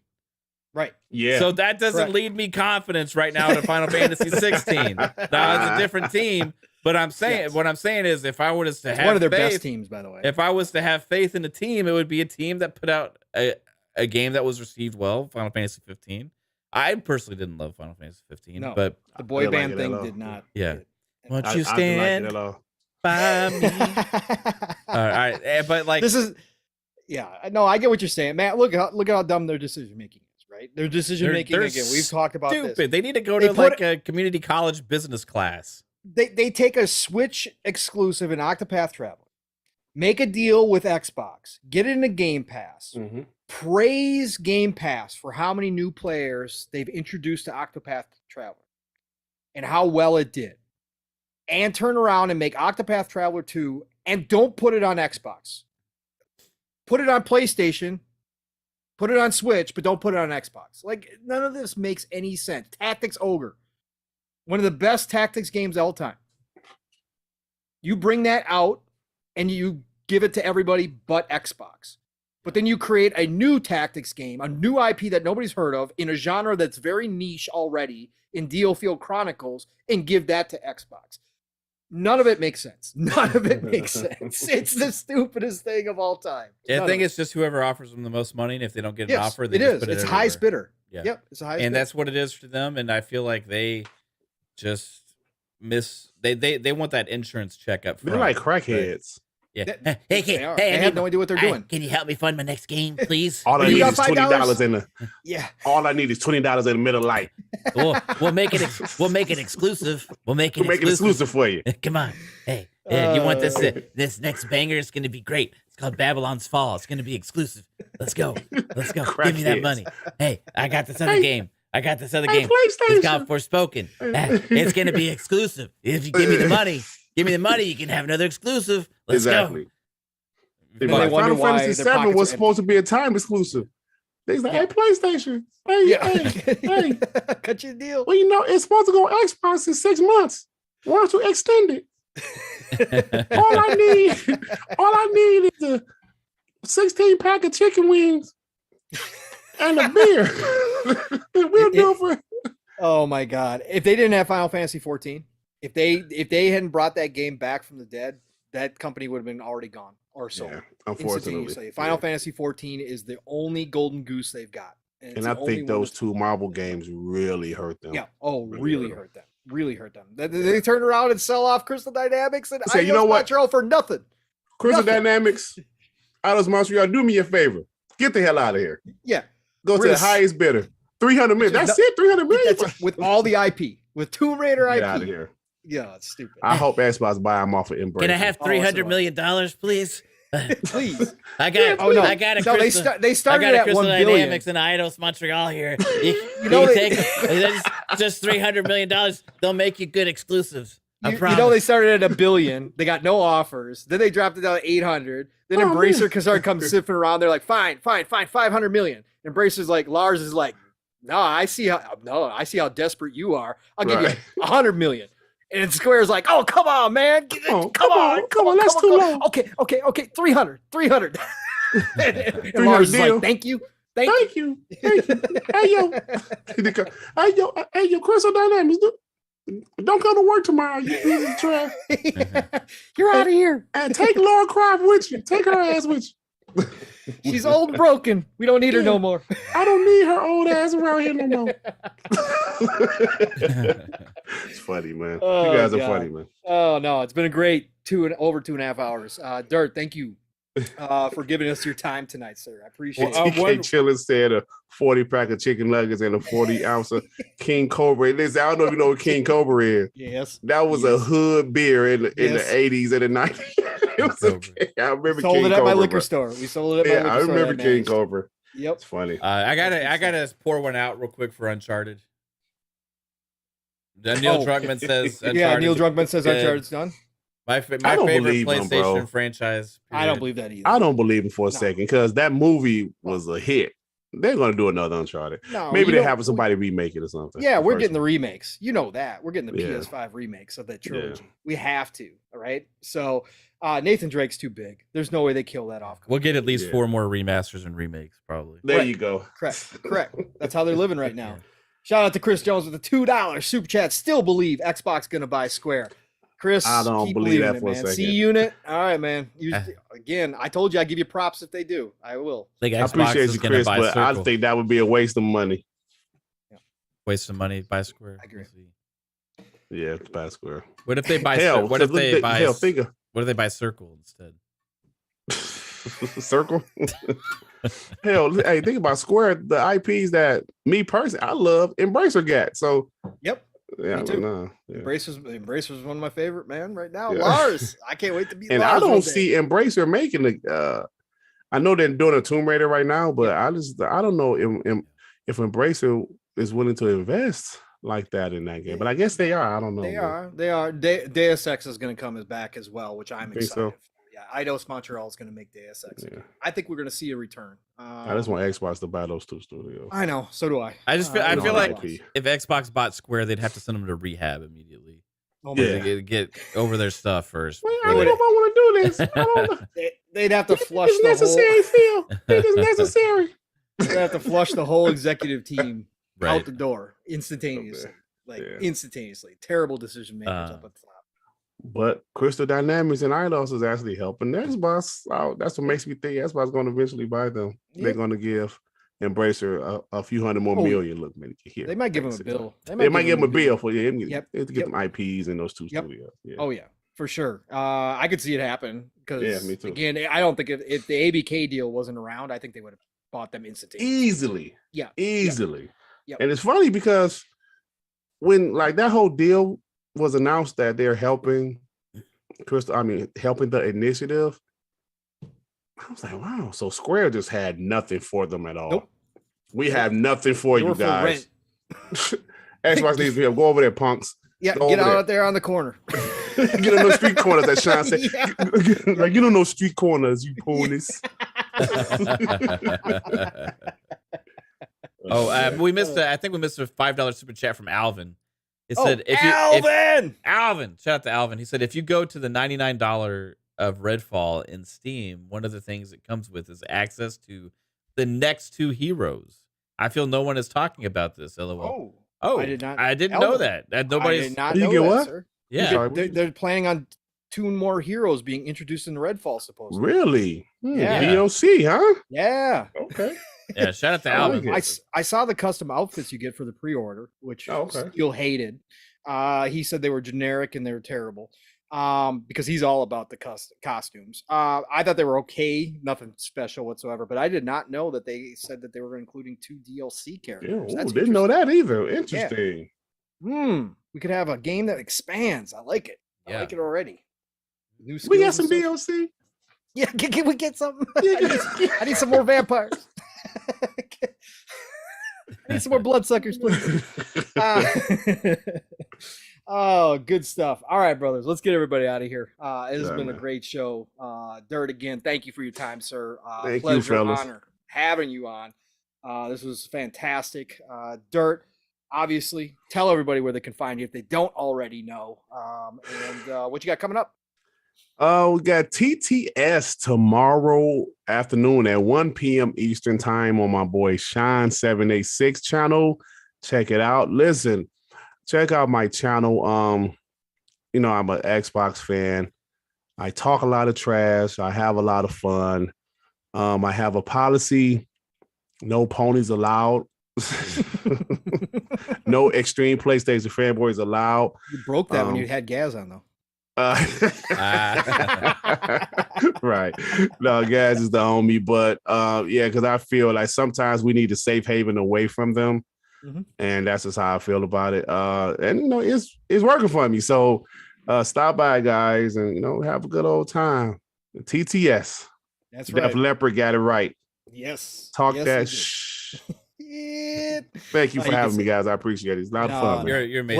Pleasure, Dirt. Love, Yeah, it love was. when Thank you. you're able to come on. It was really great. Always like your perspective, man. And again, being Thank an you, old sir. head like you, man. Yeah, gotta man. Keep on. We got to have our places too, man. We gotta Yeah, have our man. spaces. And all these young kids. that It's don't know. it's funny. It's a lot of guys in Yes. this community our age, man. I don't know. I'm 46. I don't know if you're older or younger than me. We're on the same.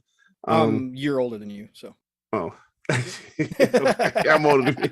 So yeah, it's a lot of guys in our community. It's even older than me or younger, but we're on the same age. And I love it. We're all gamers, man. And, Heck yeah. it's our passion. I'm passionate about it.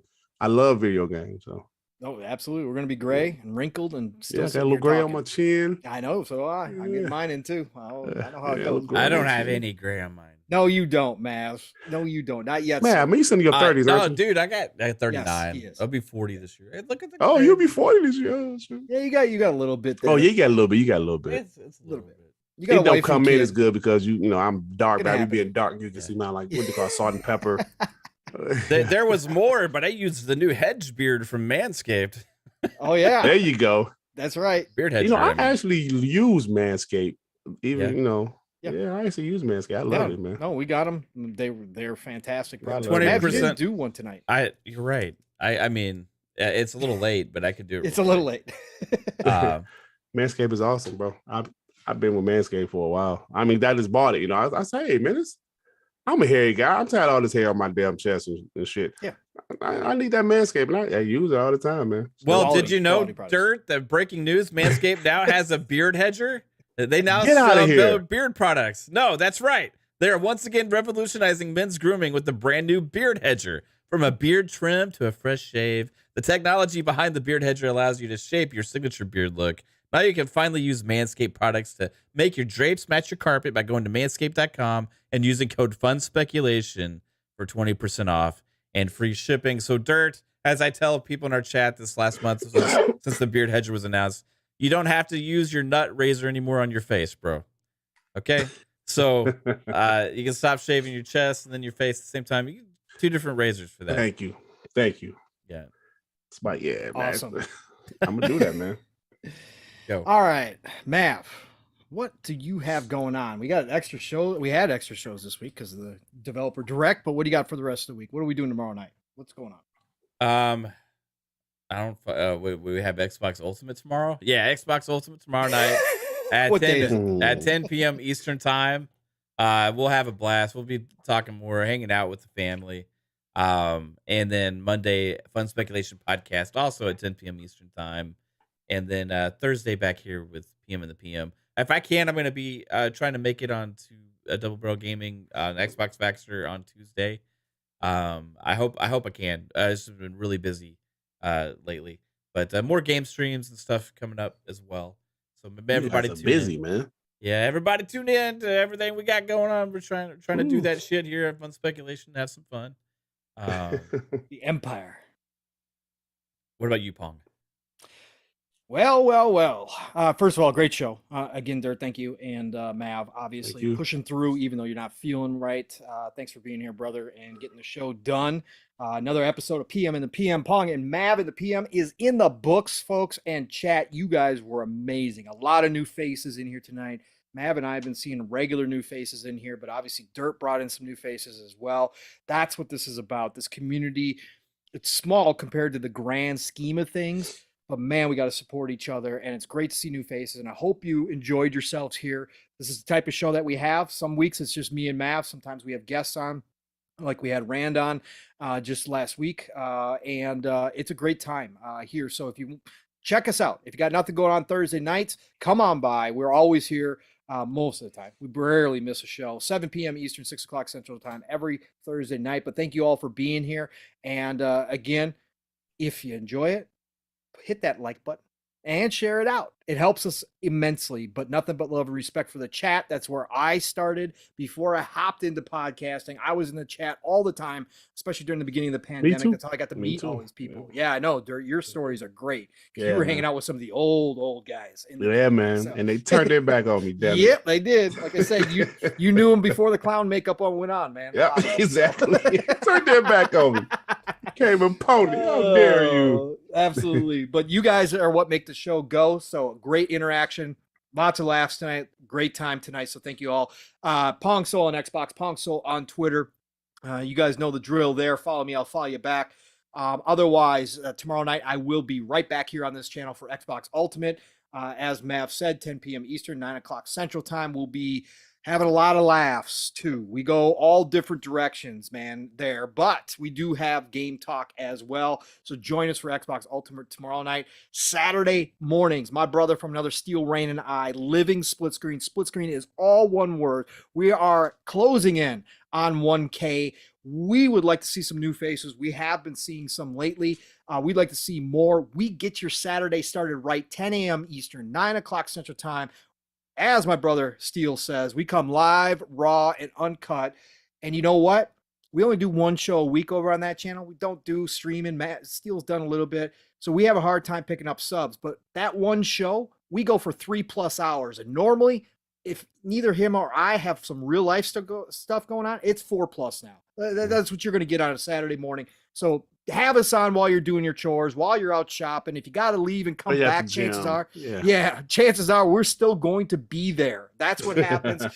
So check us out, Living Split Screen, every Saturday morning. Me and my brother from Another Steel Rain. And then Saturday nights, It's the Shop podcast over on PTK Blam's channel. That dude's been around for nearly 6 years podcasting. I listened to him like way back then.